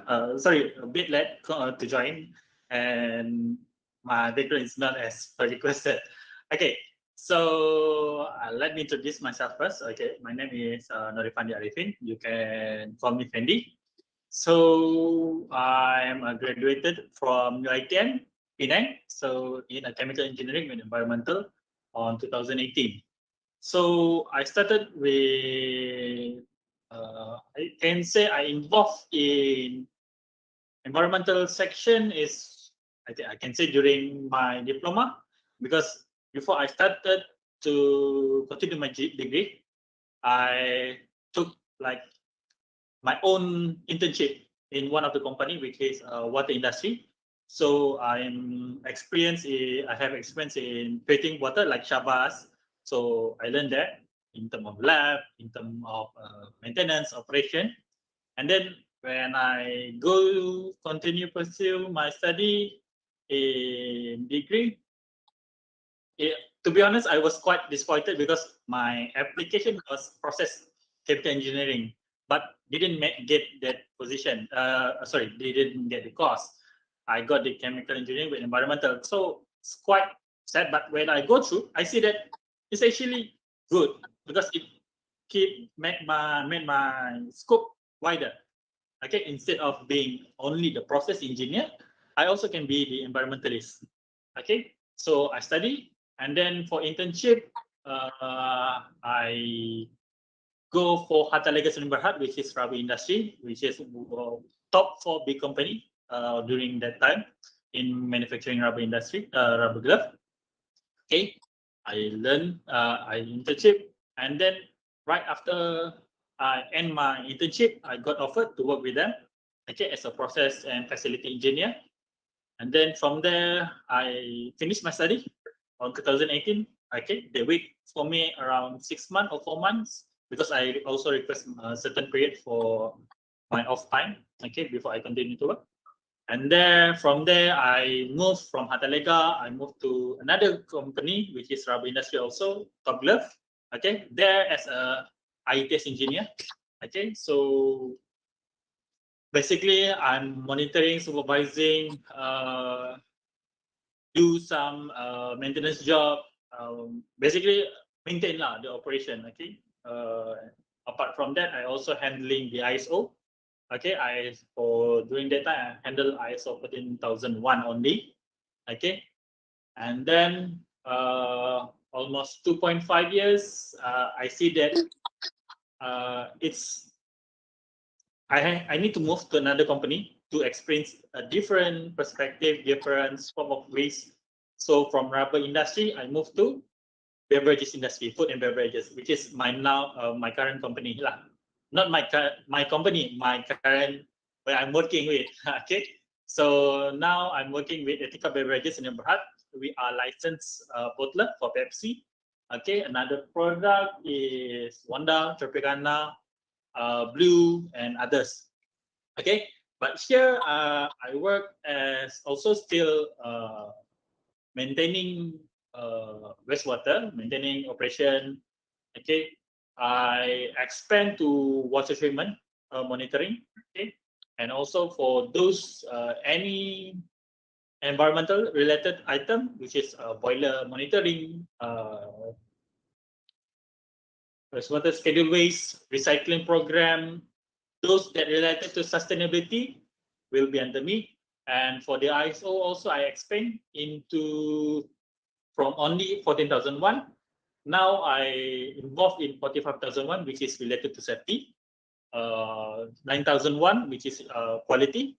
20,000 ISO is food safety, and then halal certificate and hazard analysis critical point, hazard. So from there, I started from very, I can say, young and empty can, which is I don't have any much knowledge related to the industry. So from there, I learned and developed myself lah. Okay, so yeah, that's some bit of my career path. Wow, it's quite interesting to be an environmental engineer. So I have another question for Mr. Shem Hussein. What are your scope of your work in your company, which is Ajinomoto Berhad? Hi. Okay, so for my job scope, so right now I'm in the wastewater management team. Okay, so first of all, currently for this wastewater, I currently design this new wastewater treatment plant in our new factory in Bandar Baru and Stack. Okay, so we just started operating around September this year, 2022. Okay, so as we started operating, so it's all a new process. It's a new water treatment plant. It's a new factory and so on. Okay, so many of our staffs are also new. So my initial scope was to develop them, train them in order how to understand the process. How do you run all the daily operation, and understand all the new sorry, excuse me, all the new machines and equipments and so on. Okay, so basically I also went for the training as a competent person for biological process. Okay, so once done with that, so basically you have to take care of all the process operation, daily operation. You have to handle the wastewater manpower. Besides wastewater also, I'm also part of the waste management team. So in our solid waste management team, we also have a separate manpower. So they handle items such as the recyclable item, food waste, general waste, toxic waste and so on. Okay, for items such as recyclable items like plastic, wood, jumbo bags, all these items that can be recycled, we are recycling it to a treatment center, and in return they pay us back some amount lah. So those are some of the scopes that we are doing. uh, Besides that, um, we I also support for the ESG project. So as you know, I think the previous forum, I think you were talking a lot about the ESG. Okay, so in our company also, we are adapting ESG, which is the environmental, social governance. So under ESG, I'm also taking care of the food loss. Okay, so for the total company, whatever waste that is produced by your production process, a food substance. So this could be recycled to become animal feed, or you can make it into fertilizer and so on. So I'm still looking further into it on how to further process all these our byproducts that we are no longer use. So we have to minimize the disposal to landfill. So our goal is to minimize the 70% of our landfill by food waste. So it's a very challenging goal, but we have support from our Japanese affiliates. So they support us in introducing new technologies, new methods. So it's a very interesting scope. So the scope keeps expanding as years you're staying here. So for right now, I think that is my career scope over here, Ajinomoto. All right, there is really informative and eye-opening. Then talking about being environmental engineer in Etika Bridge, Sendirian Berhad, which scope of work do you involve in your workplace, Mr. Nur Effendi?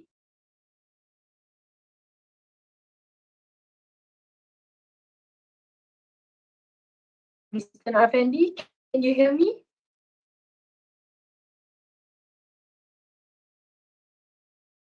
Hello?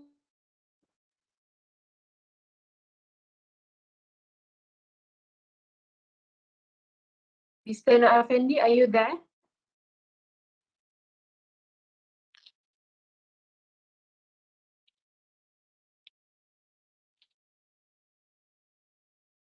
Okay, I will proceed to the next question. Um, so, Mr. Muhammad Akmal, would you like to give a brief about your specialization to be Environmental Control Officer or Assistant Director of the Department of Environment? Okay, thank you, Miss Sharifah. Okay, a little bit about what I'm doing right now at the Department of Environment, Johor. So right after I posted to the Johor, uh, my director, Dr. Fahmi, put me in the unit, notification unit, which is specializing. It's not specializing lah. More to responsibilities. To review the design, like the design of the industrial effluent treatment system, the sewage treatment plant, the air pollution control system, and also fuel burning equipment that be installed in the industry. As Mr. Sheikh Musin said, he also designing the ITS, and I think he knows the regulation. What need to be done or need to be informed to the DOE when they are constructing or designing the ITS. So for my notification unit, there's a few regulations that involve for my unit, mainly from the regulation, industrial effluent regulations 2009, sewage regulation 2009, clean air regulations 2014. So this is the three main regulation that I'm involved directly for the notification unit. So for the effluent regulation 2009, there's two regulations that involve, which is return notification under Regulation 4 and also written declaration under Regulation 5. So for the Regulation 4 written notification, I I always say to the consultant that submitting the application for the design is the design phase. Written notification is the design phase because the industry have to submit the applications 30 days before any works are started.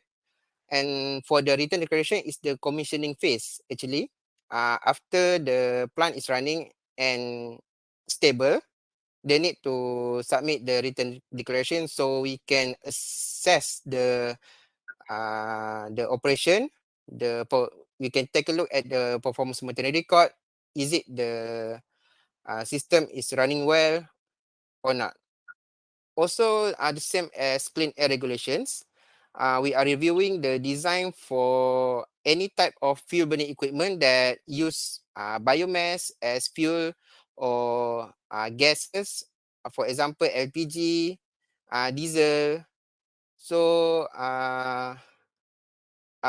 that's the fuel burning equipment. For example, for the air pollution control system like scrubber, RTO RTO is actually a fuel burning equipment, but the function is to reduce or eliminate the pollutant, the air pollutant lah, from the process or production, mainly VOCs, volatile organic compound. So for the regulation under Clean Air Regulations 2014, they have to submit the notification, the written notification under Regulation 5 actually, under Regulation 5, and the same as to the industry effluent regulations, they have to submit 30 days before any work started or any construction. And after 30 days commissioning, they have to submit under Regulation 7 for the officers to assess the reliability, the performance of the pollutant control system. So actually, when you are graduating from the Bachelor of Engineering, I want to be an engineer actually before I'm getting into the Department of Environment. So that's a little bit a heavy heart, but maybe the right now my position, even though it's just reviewing, but I feel it accommodate the feeling of not becoming the engineer myself, but I can review the system, the new system, the new technology that's been introduced to the Department of Environment. And also we as the government, as the Department of Environment, we are always open to new technology, because in the end of the day, we want the industry to comply the regulation, all the regulations under Environmental Quality Act EQA 1974. That's the main focus, and also the end of what we call the the target, not only for DOE but also the industry, to ensure there's compliance and there's no any environmental issue that can not only impact the health of the workers or the community, but in large, in vast experience. Okay, that's all. I mean, thank Okay. you. Okay, I believe everyone should be more familiar with the job scopes and the career of path of the panels. So moving on to the next question, Mr. Nur Effendi, what do you think that every graduate should know before finding a job? Mr. Nur Effendi, can you hear me? Are you there? Okay, I will move on to the next question. Mr. Sheikh Mohsen, can you share with us some beneficial tips that you can that you have met during interview? Beneficial tips, huh? Okay, so I think I've attended 3 interviews for my job application. Okay, so I think there's few tips that I can give out, which is you have to start application, which is early. Okay, so maybe at night. Okay, this is my how do I say, how did I do it? Okay, I did my research at night. Okay, like what kind of job, what kind of scope, what is the roles and responsibilities of the job. Okay, so I filter out whichever jobs that I like. Okay, and just get ready all your resume, all your cover letters for each company. So each company you should have one cover letter for each companies when you apply. um, and start the application process early in the morning, like around 9 a.m. So you know why 9 a.m.? That's because that's when HR starts working. Okay, so if you start applying at night, I think most applicants they start applying at night, but nobody is accessing to the emails at that time. So if you send out at night, so your application after that, if someone else applies, so in your email gets pushed down. Okay, so you're not on the top of the list. So to me personally, I think I got really a numerous number of calls because when I did that, so I think it really works. So start your application around, send out the application, I mean, around 9 a.m. in the morning. That is very useful. And I think when you attend interviews, this is a very important thing. Dress smart, dress the best, dress to impress. Okay. So I think some employers they really look at how you dress because it resembles like how you carry yourself. Are you a tidy person? And so on. So even now when I am hiring, so when I interview some operators and so on, when I see them dress inappropriately, just like wearing a simple t-shirt, and very unprepared for the interview. They just sit in their living room.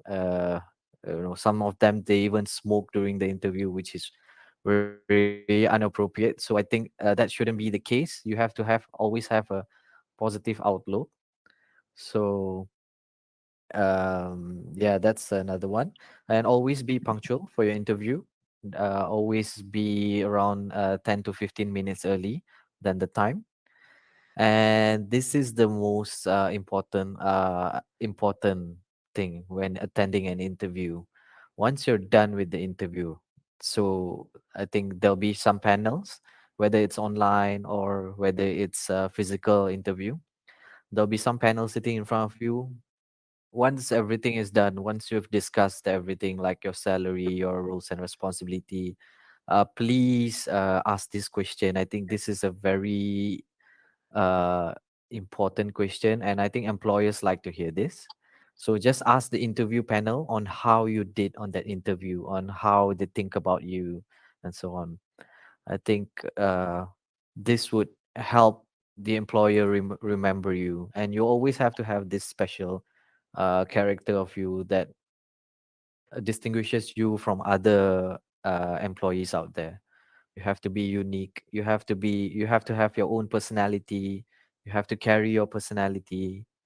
Always be confident. And yeah, I think that's about it. Okay, thank you so much for sharing. So instead of other example of the tips mentioned, do Mr. Muhammad Akmal agree that some of the graduates must be prepared to have skills and better communication during the interview session compared to only showing the good examination result to the company? Okay, thank you for the question. Uh, to be honest, my personal experience is quite, I think quite low compared to Mr. Fendi and also Mr. Sheikh Hussein, as I'm not involved not so much interview session, but uh, it is true. The soft skill that you have to sell yourself. You have to impress the interviewee. The how you want to how you really want the job, because uh, for example, my interview with the government at that time, it's kind of different from my friends in the northern, in the southern and middle Malaysia at that time, because during that time, I'm in the group interview, 5% in the room. So at that time, the interviewer give fair amount of time and answer to the uh, to us, the 5%. Uh, I think the good you have to impress them by showing what you have learned in during your studies, what have you done during your studies, because it is important during the degree, during the degree or diploma. You have to able to learn and also make some time to join and handle like what you guys doing right now, the students handling the program, handling the webinar, because when you doing this kind of what we call program, it really helps you to communicate better, to make sure that you can give your idea in a effective way. During the interview session, you have to inform clearly what you want, what what is the prospect or the what we call the future that you want in when you enter the job during the interview session. That's very important, I think, for me. uh I think that's all, because I didn't have much experience to share. I think maybe the other panel can give more concise and helpful uh, tips on the interview session. I think that's all. Thank you. Okay, I agree with that statement, Mr. Akmal. So, for Mr. Sheikh Mohsin, I want to ask, while waiting for a job, what do you suggest for the graduates to do during the unemployed period? Like, is it taking license or securing part-time jobs, or anything that you can suggest? Like the most important things that we can do. Interesting question. I think while waiting for a job, I think uh okay, as a student of chemical engineering, okay, I think we have been introduced to many courses such as a license, competency courses, which are very much beneficial to the working environment after that. Okay, I think there's so many options out there, such as I think the OSH, what do you call it? The safety officer course, and competency. So if you're interested in working in a wastewater treatment plant, I think there's so many competency that you can take, such as CPXO BP, biological process, which you will learn more about how do you take care, manage the process in using a biological treatment system. What are the process controls you have to take care and so on.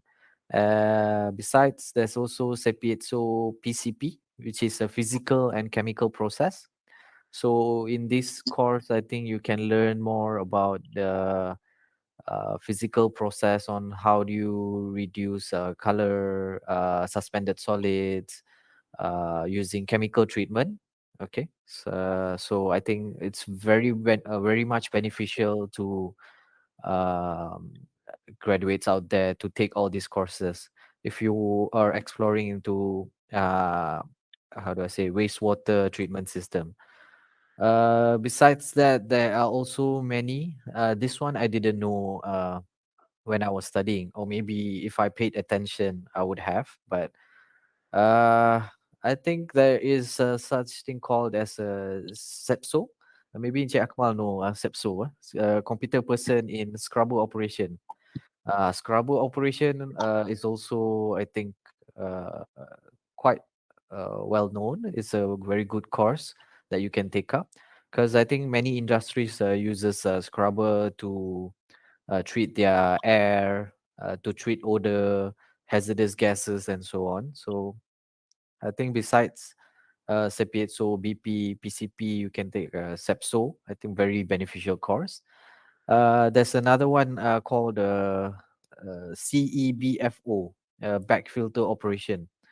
So back filter operation, I think most industries will have this, and if you have this, how do I say? If you have a competency in this course, I think it's also easy to secure a job. So I think these are the licensing that you can do. Oh, sorry, forgot to mention one more. It's CHEP Swamp, Shadow Waste Management.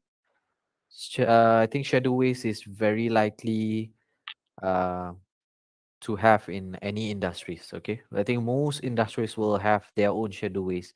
Basically, lubricating oil, um, light bulbs that you want to throw away. All that is considered shadow waste, and you can't just dispose it in a normal way. So there are special procedures to that. So I think shadow waste management competency in that is also very much beneficial. So these are the environmental sectors courses that you can venture. For safety, I'm not very sure. I think the thing I know is a safety course, which is under NIOSH. You can take. I think that is also very widely used in many industries. Part-time jobs is a very big experience that you can take. I think part-time jobs you can go into like sales, um, um, many lines out there. I think you can just pick whichever suits you the most. But the important thing is be ready to learn in any part-time jobs. Okay. I think, for instance, you get a job in anywhere, 7-Eleven, McDonald's. That is just a stepping game to your um, working environment. I think it's nothing to be ashamed of or anything. It's a very great experience. I think if I would have that experience, I didn't have a very much part-time experience. I think I did a sales job, I think, after my SPM. So that helped me develop my communication skills. I had to go out, talk to customers, explain about the product. So that helped me gain my confidence in talking to strangers, talking to people. I think before that, I was a very quiet person and couldn't talk much with people. But I think that job teach me a lot about how to deal with people. A lot of people are very impatient when you hand out brochures. They just, oh, no, no, no, no, thanks. But as I was from that job these days, when I see people, salesmen and everything, handing out brochures, I'll take my time, take it, read it. You know, you want to buy, it's your decision. You don't want, it's okay. But just have that respect to people. It's a job. It's a well-respected job. Basically, I think just take up any part-time jobs that will improve your skills. I think that's very useful. Any jobs that can improve your skills, communication, any basic skills. Uh, Part-time teacher. You can also learn whatever you have studied back in your university, so on. So does that help you with your question, Sharifa? All right, we clear with your statement, Mr. Shane. So we have just listened to the example of good practice for the graduates. So before we proceed, Mr. Nur Effendi, can you share what are the choices to me in environmental career? Sorry, you want courses to meet? Sorry. Yeah. Okay. Question Can two. you repeat the question? Not clear. Sorry. Okay. Can you share what are the choices to be in an environmental career? Oh, okay. All right. Okay. So usually for the environmental career, you have to know it's not only in plant. Okay, you will have. For me, for now, I can see is there's a two way. One, you are plant based, meaning you are handling plant operation. Second, you want to be the consultant. Okay. Oh, the third one, consultant and servicing company. Okay, just like MSM, those Sigma Water, we have the Water Tech, a lot of servicing company that related to environmental. So there's a two division. Either you want to be a plant based or you want to be the consultant and provide servicing. Okay, there's two. In the plant, what you usually it's very rare to they have, but it's very rare to have a plant that have the very individual section, which is they only monitor environmental part. Usually, whenever I go, either they combine with plant production or they combine with safety. Okay, so in there, when you involve in the department, I think you can expand more because when you are having more experience, more chances you to grow, and then more payment you can get. Obviously everyone want to have a very good pay, and I'm not telling the lies. When you have the competency, you have the credibility, you can demand. Okay, sometimes you don't have to demand, but people will pay you accordingly based on your how you write your resume and how you perform your interview. Okay, so when you're in the plant, we have I think Mr. Sheikh already mentioned, we have filter bag operation, we have scrubber, we have IETS, which is divided into two, BP and PCP, SEPSWAM. We have a lot of section. Okay, so you can choose, but it's better to have more because people or hiring manager tend to look into why I have to pay two different person when I can pay one, just one person, but you can demand lah. For me, because I also demanding person during my salary negotiation. So instead of pay one person 4,000, 1,000 is 4,000, the company costs 8,000.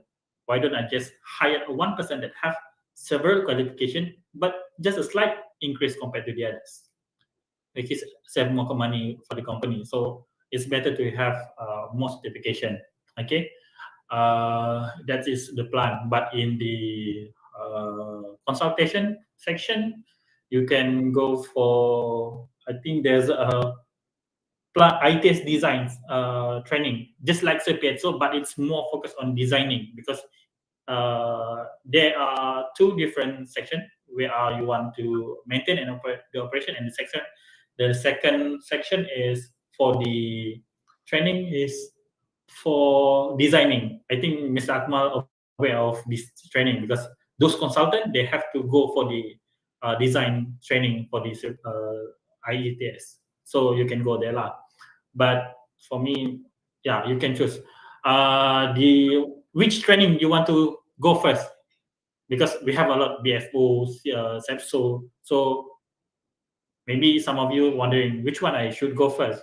I can say you can go for SEPSWAM and SPETSO first. Okay, if you have extra money or you can able to go for the others, then just add. We to develop right now, you cannot stay at the same place. You need to keep developing from one point to another point. Keep developing. Okay, it's good also if you have another skills. For example, if you are good in computer, Power BI, Microsoft Microsoft software, those Excel, Words, it's common right now. You have to more advanced. If you are good in PowerPoint, Excel, a lot of people is good. It is at the same area. So go for the others, Power BI, coding. If you're able to do VB, go. Okay, so that's how you grow. Okay, so for me, as I said, if you want to secure on which area you want to go, I can suggest Subetsu and Satsuam. These two commonly easily get job compared to when you have these two certification. Okay.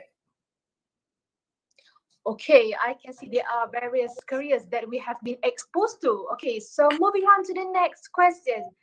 Again, to Mr. Nur Effendi, could you share with us about what is the education's requirement for each job that you had mentioned just now? Okay, so for job requirement, usually when I'm interviewing people, okay, even though I'm still, I can say I'm still low level, but sometimes I do interview.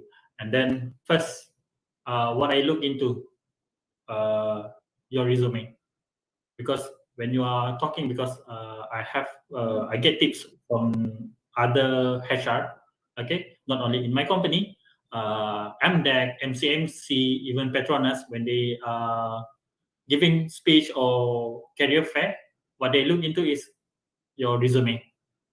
Fill up your resume, blast everything in your resume. Okay, put everything there. Okay, you have to get your because you guys are fresh grad. Okay, so you don't have much on the work experience. So what you want to do, need to do is first your academic. Okay, so score, please. There's no such thing. I also usually people say, "Alah, the pointer is nothing. 3 pointer below also can survive." Yeah, but compared to the other people that have pointer higher than 3 is much more easier. So you have to choose. Either you want to be easier person or the person that have to work hard, work a lot of, and fight a lot to get the job. So I advise you guys to maintain and secure your pointer. Okay, don't still have the thinking that okay, if I got 2.9, if I got 2.8, I still can get a job. Yeah, one thing you still can get a job, but quite hard compared to the others. Second, there are company that have different salary grade based on the based on your pointer.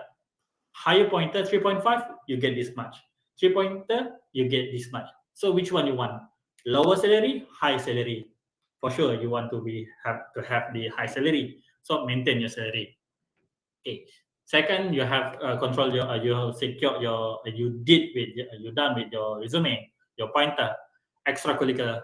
Okay. If I want to evaluate a fresh graduate, I will look into their extracurricular. I think Mr. Ahmad also mentioned this. Join. Okay. If you are not a sporty person, we have club, we have the other association. Even if you are just go as a participant, it's also okay. Don't have to be like very high person one. Okay, don't have to be like the if you're able to get and secure the position as a president of a certain club, it's better. But if you cannot manage, didn't manage, just be as a participant also can. Okay, secure there. And then your extracurricular, and then lastly, how you promote yourself in interview. Okay, this one is very important. Okay, there's a lot of tips, there's a lot of video you can learn from YouTube, you can learn from the other media, TikTok. Even myself also, I learn a lot from TikTok, not only for funny thing. Okay, I also learn how to do resume, I also learn how to do the interview in TikTok. So make use of it. Okay, there's a lot of good thing also in TikTok, not only for entertainment. So uh, brush up your skill in terms of interview. The more you shine in your interview, it's better. Okay. Sometimes. Last thing. Your LinkedIn account. I always emphasize to the other people LinkedIn account. Okay. You have to build your LinkedIn account. Even my sister, I advise her to build up, and yeah, alhamdulillah, right after graduate with his pointer, his participation, he managed to secure a good position in a certain company. Okay, together with the LinkedIn, because if So some HR, when they want to study a person, they look to the other social media and LinkedIn. So if you have a good homepage, okay, in the LinkedIn is better. Okay, so I summarize what thing you have to we look into the to secure a job is your resume, pointer, your extracurricular, and then your LinkedIn account. Okay, so hopefully everyone can success. All right. Okay, thank you so much, Mr. Effendi. I can say we are clear about the information given. So the next question is to Mr. Muhammad Akmal. Mr. Muhammad Akmal, do you support the idea that environmental and sustainability jobs are not common enough in our country? Like, can you give any comment about this matter? Thank you for the question. For me, I think it's not uncommon, but during our inspection, during our verification, I think a lot of companies has started to include the sustainability goals in their policies. Even when we are we are doing the inspection, doing the verification, we always ask about the policies of the company itself. For now, usually, mostly the company combining the policies of environmental quality, environmental health and safety. But we are asking them to separate the policies for the environmental and also the safety and health, because it requires two different things. For the sustainability, I think I'm not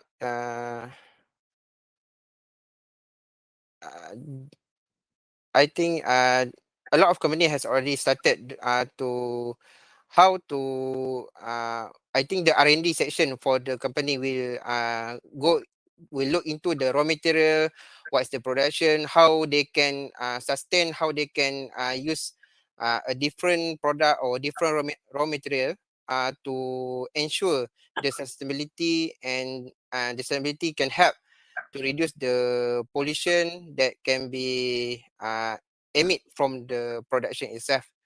I think Mr. Sheikh Hussein already said earlier that they are doing the sustainability goals, the how they want to optimize by using different raw material that can help the environment also. Not only look into the production, but also the environmental impact from the system itself.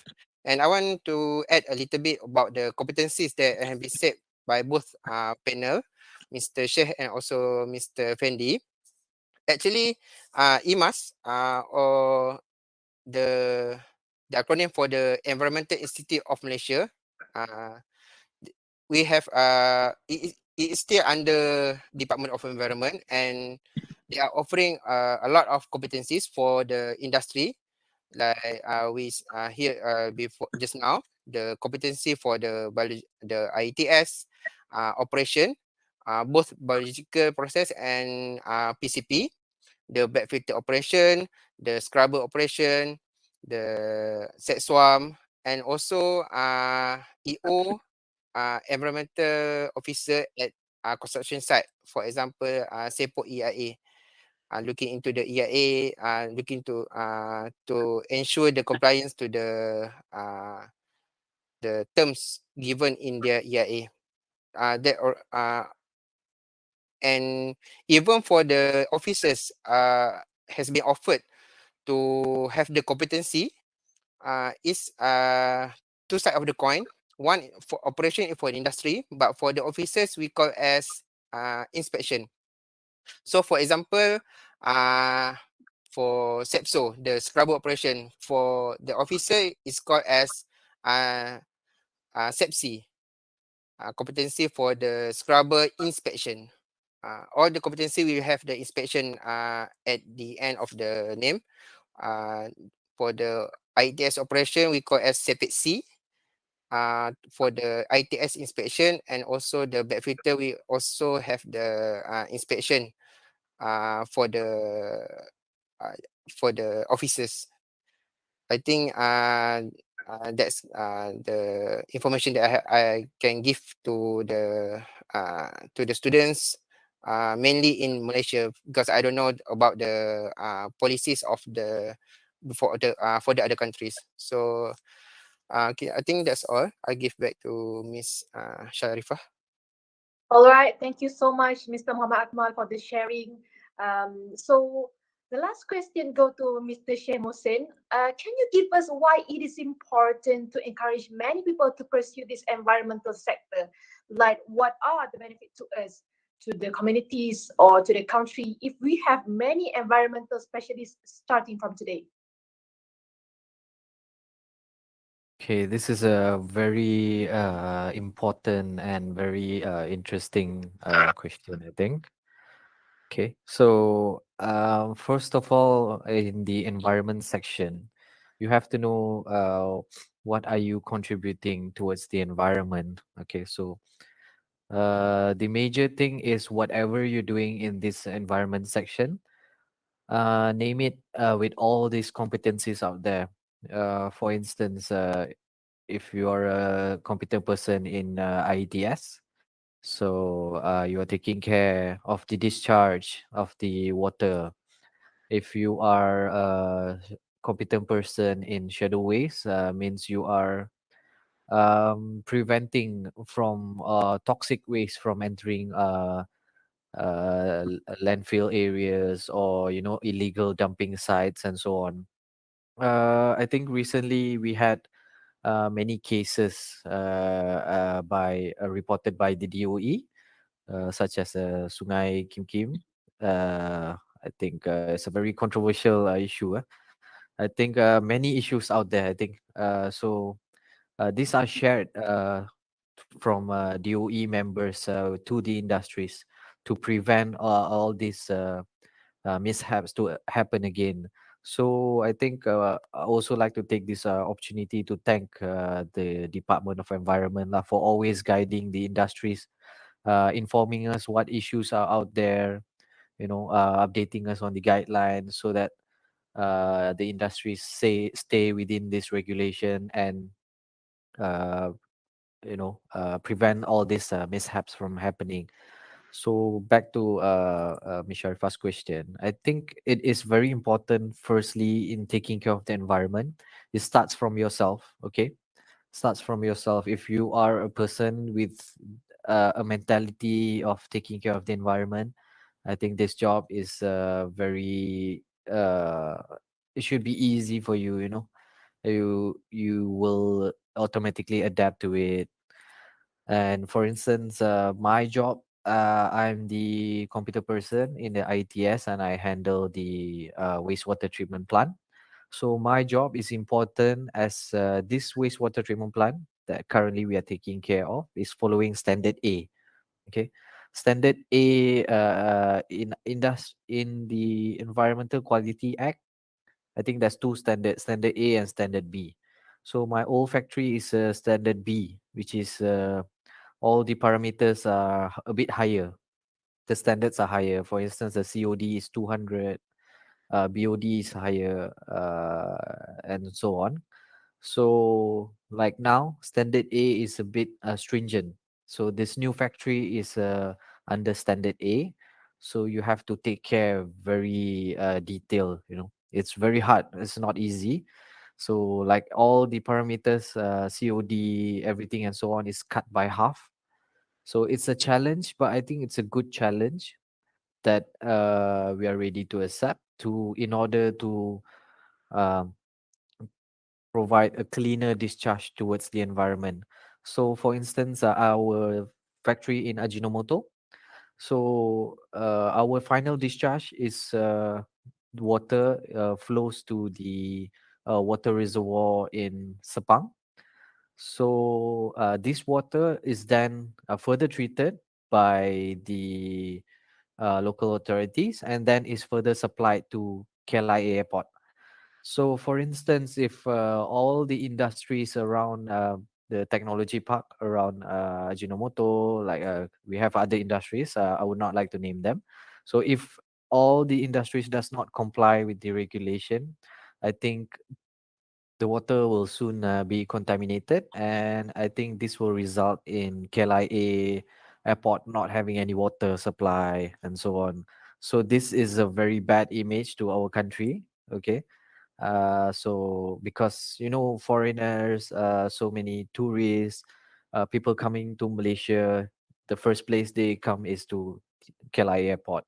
So what if they receive a message that there is no water due to the water is being polluted? So the perception towards Malaysia is already very bad the moment they step into the airport. So to prevent all of this from happening, I think that is why it is very important for us to understand how our job in the environmental sector impacts the environment. So you will see a change. You're going to see a change in the future soon, which is a greener environment. I think we are moving towards that. And recently, with this implementation of ESG, I think all industries are moving drastically towards that greener environment. So I think sooner we're going to see a lot of changes. And I think the job sectors in environmental specification is will be increasing soon. Don't worry. I think it will definitely increase. I think this is my opinion. Okay, thank you so much, Mr. Shea, for the fully in-depth explanation. Ladies and gentlemen, now we are coming to the end of our forum session, and we hope that everyone can take the valuable insight of our panelists to be used in the future. So again, thank you so much to our panels today, Mr. Nur Afendi, Mr. Muhammad Ahmad, and also Mr. Shem Hussein. And now I will pass the stage to our MC, Nurul Sakinah. Thank you. All right. Thanks, Bakis. And thank you, everyone, for the very informative session. Before we end this session, let's have a photo session with the panels. So I will pass the stage to our technical teams, Mahira Rosli.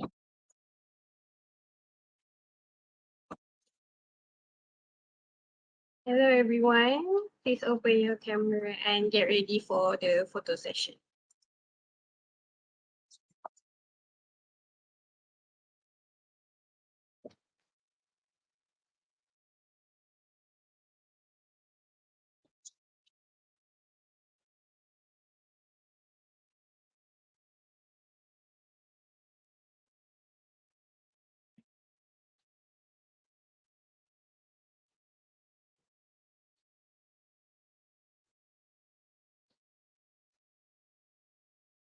All right. Okay. So I will start now. Okay. So 1, 2, 3, smile. Okay, one more. 1, 2, 3, smile. Okay, last one, we will make a freestyle. Okay, 1, 2, 3, smile. Okay. Okay, thank you everyone for your cooperation. I will pass this back to Sakina. All right. Thank you, Mahira. And thank you, everyone. Finally, we are going to have our final session, which is the official closing ceremony for this program. So, everyone, please be ready for this session.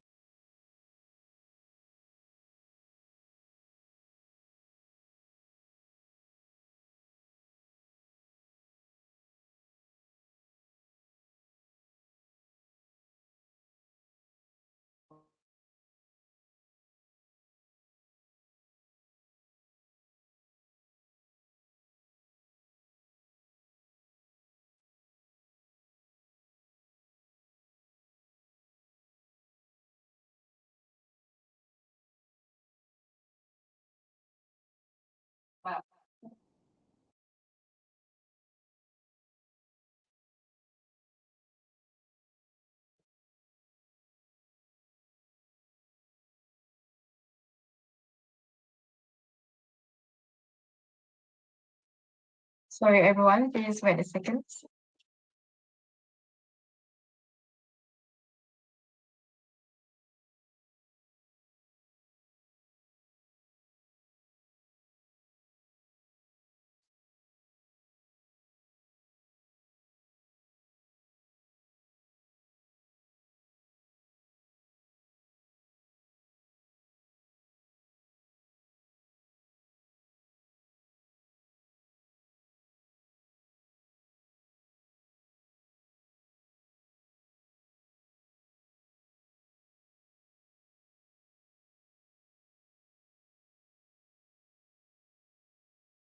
Excellencies, distinguished guests, participants, ladies and gentlemen. Assalamualaikum warahmatullah and a very good morning to all of you.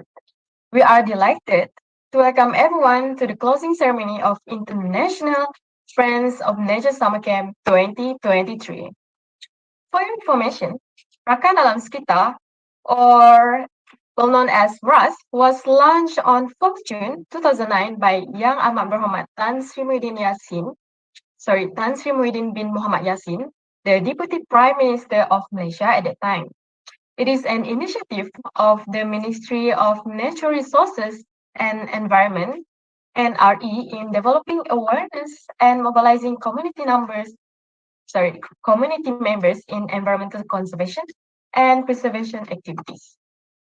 With this, Rakan Alam Sekitar UiTM Student Chapter has been established under the management of the Department of Student Affairs, UiTM, to support all environmental sustainability activities that will be carried out by UiTM citizens. To complete our ceremony today, we would like to invite Dr. Shah Suzan Zakaria, Director of Student Development of HEP UiTM, to deliver his closing speech for the International Friends of Nature Summer Camp 2023 program. With all due respect, we welcome Dr. Shah Suzan Zakaria to the stage. Okay, hello everyone. Can you hear me? Yes, Doctor. Yes, please. All right, thank you very much. Bismillahirrahmanirrahim. Assalamualaikum warahmatullahi wabarakatuh. And greetings to all of you for attending this ceremony this morning. Alhamdulillah, I'm grateful to Allah Subhanahu wa Taala because with His permission and abundant grace, we are able to gather this morning to celebrate the closing ceremony of the International Friends of Nature Summer Camp 2023. And I would like to express my gratitude and appreciation to, especially to Rakan Alam Sekitar UiTM Student Chapter for inviting me to launch this closing ceremony this morning. Ladies and gentlemen, I understand that the International Friends of Nature Summer Camp Fnsc 2023 is a program that is held in conjunction with Solar Appreciation Day and International Day of Action for Rivers. So this program lasts approximately 1 week, starting from 4th of March 2023 until 13th of March 2023, which involve collaboration between ZHH Global Engineering Sdn Bhd, National Institute of Technology, Obey College Japan, and the Department of Environment, DOE Malaysia. An International Friends of Nature Summer Camp is a platform to discuss the current issues of global sustainability and the efforts initiative that can be made by the current generation in protecting the environment. The main purpose is to apply good values among young generation to always keep the environment in a good and prosperous way without any pollution and problems. I was informed that throughout the FNSC 2023 program, there are various activities that were carried out, including webinar talks, forum, question and answer sessions on discussing issues related to environmental careers and topics that based on the principle of Sustainable Development Goals SDG, which are SDG 4 refers to the quality education, and SDG 11, which underscores on the sustainable cities and communities, and Quizizz activities in order to increase the critical thinking of the participants regarding the issues within the themes of this camp. Therefore, I strongly encourage and support this kind of program to be carried out among our society, especially among university students. This is because every society needs to realize that conservation efforts should be the core and responsibility towards each individual, regardless of race, religion, culture, and etc. And this kind of sustainability program can be one of the platforms to educate a sense of responsibility in each generation. World sustainability is very important because it will have an impact in every life now and also the generations that are more to come. There are three types of sustainability that we need to practice together for world sustainability. The examples are environmental protection, economic development, and social development. These three are very important to create environmental sustainability. In this pandemic era, it is not an excuse for the global community not to practice environmental sustainability practices. Every community must strive to create a healthy atmosphere. Therefore, the development and progress of the world will be more rapid as well as give birth to more ecosystem in the world, especially to our country, Malaysia. With programs like International Friends of Nature Summer Camp 2023, it strives to ensure that the community understands the importance of maintaining the well-being of the environment and maintaining a healthy life. Once again, I would like to thank the organizer for the invitation to this closing ceremony of International Friends of Nature Summer Camp 2023 program. I would also like to congratulate the attendees and also those who are willing to attend to liven up this event. And in conclusion, I would like to congratulate both universities, UiTM Shah Alam and National Institute of Technology Ube College and ITUC Japan for successfully implementing this beneficial program. And hopefully this collaboration will continue to create and expand environmental awareness to create sustainable development in the future. With Kalimah Bismillahirrahmanirrahim, I hereby inaugurate the closure of the International Friends of National Summer Camp FNSC Program 2023. That's all from me. Thank you. Assalamualaikum warahmatullahi wabarakatuh. Waalaikumsalam. Thank you, Dr. Shah Suzan, for the speech. Ladies and gentlemen, International Friends of Nature Summer Camp 2023 is an international program that consists of 5 environment-related webinars that consist of quizzes in between each talk session, innovation talk, and forum of career path in environmental services. And our initiative are to increase the quality of life and raise awareness for the participants about environmental issues, along with Fnsc team for this year, Learning Today for a Sustainable Future, and relates with SDG topics that can be related to these projects. For your information, International Friends of Nature Summer Camp 2023 has 10 quizzes in total during the program. Our initiative is to have the quiz session is to increase the comprehension of the participants based on the talk given. Before we end, let's watch the montage video of Rakanat Kita UiTM student chapters, activities, and International Friends of Nature Summer Camp 2023 prepared by the committees of Fnsc. We will also announce all the winners from day 1 until day 5 in each quiz session in the video soon. Prizes of 45 ringgit Malaysia will be given for each quiz that they have managed to secure. Without further ado, let's watch the montage video, RAS UiTM SC and International Friends of Nature Summer Camp 2023 program.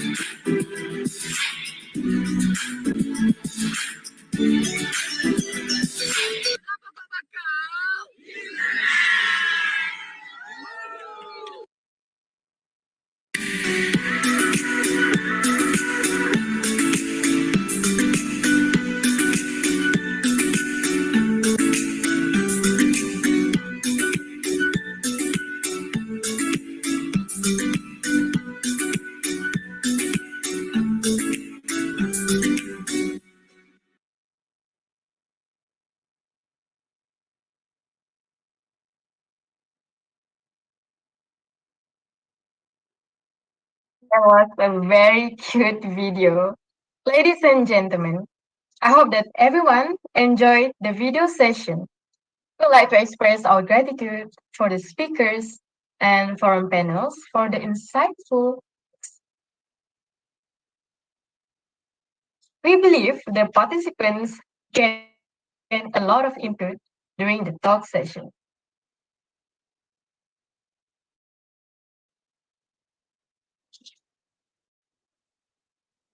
I would like to apologize. There will be more video coming. I hope everyone enjoy.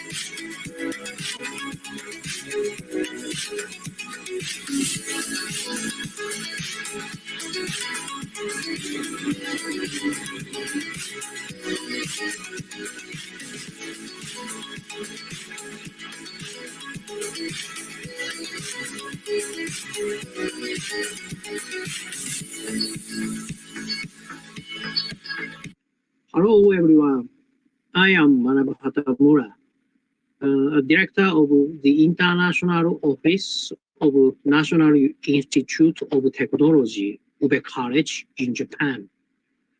I would like to congratulate UiTM, which has deep relationship with us, for hosting the Friends of Nature Summer Camp 2023. One professor from our school will also give a lecture. We hope this camp will continue to be held and many of our students will participate and deepen exchanges with UiTM students. Thank you. Hi. First, I'd like to thank you to everyone. Participating in this program helped me to improve my English comprehension skills. I also enjoyed learning new knowledge through environmental quizzes. If there is another opportunity like this, I hope I participate it again. Thank you very much for this time. First of all, I say very big thanks to organizers of this online camp. They provide free lessons, offering limitless benefits for us. And also, I say thanks to teachers. They taught us about problems about environment and solutions, spending their precious time. And I have positive feedback. Project is just perfect. Keep going. And thanks for all of you. Hi everybody, I'm Chu Hongman. I participate in this seminar. I received a lot of information. Thank you to the organizer and panel which they agreed to share the info with us. Thank you very much. Hi guys. So, as an exchange student in UiTM from Indonesia, I can tell you that I have always been looking for a great platform to develop new things or new knowledge about the nature, especially about the SDGs. And I'm happy to tell you that the perfect answer to that is by joining the Friends of Nature Summer Camp 2023. It's an international webinar held by the UiTM and also the RAS UiTM student chapter. And I'm here to tell you, all the committees, thank you so much for having an outstanding event. Your event has helped me gain new knowledge and new things about the field that I have always been interested in. So, once again, thank you, and I can't wait for your next event. Bye. Thumbs up.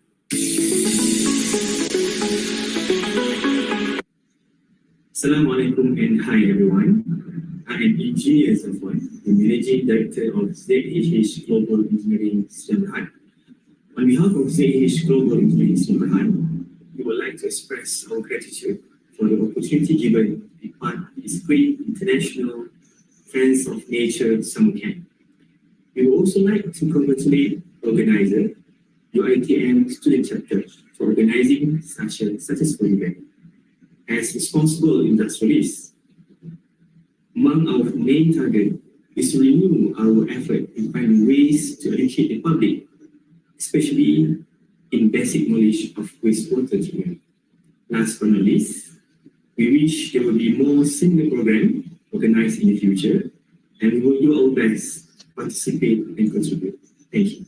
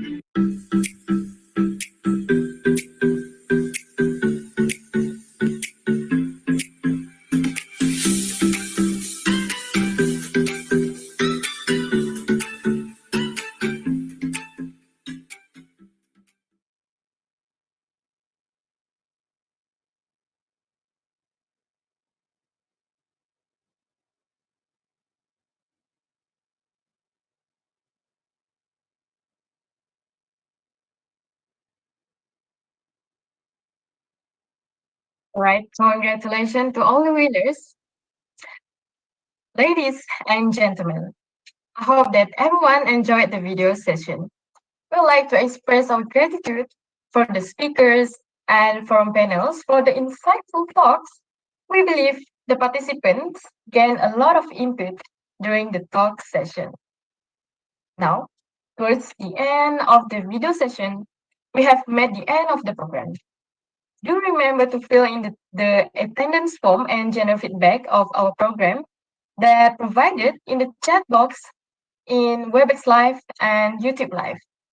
I, Nur Sakina, would like to apologize on behalf of me and the team for any inconvenience that had occurred throughout the program. We hope that all participants enjoy and take part in other programs that will be hosted by Rakan Alam Sekitar UiTM Student Chapter in the future.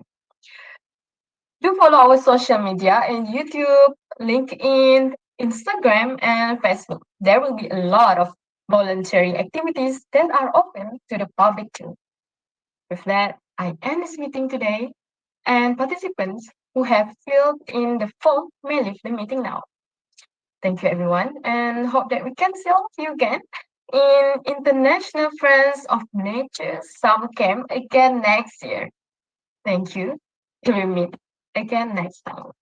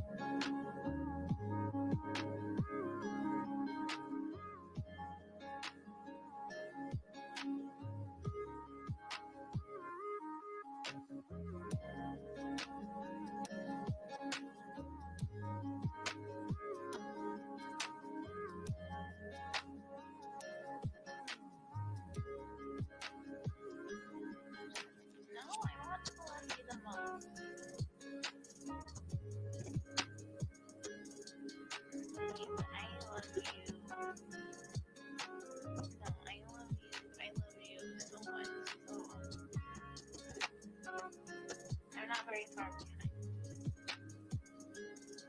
Yeah. I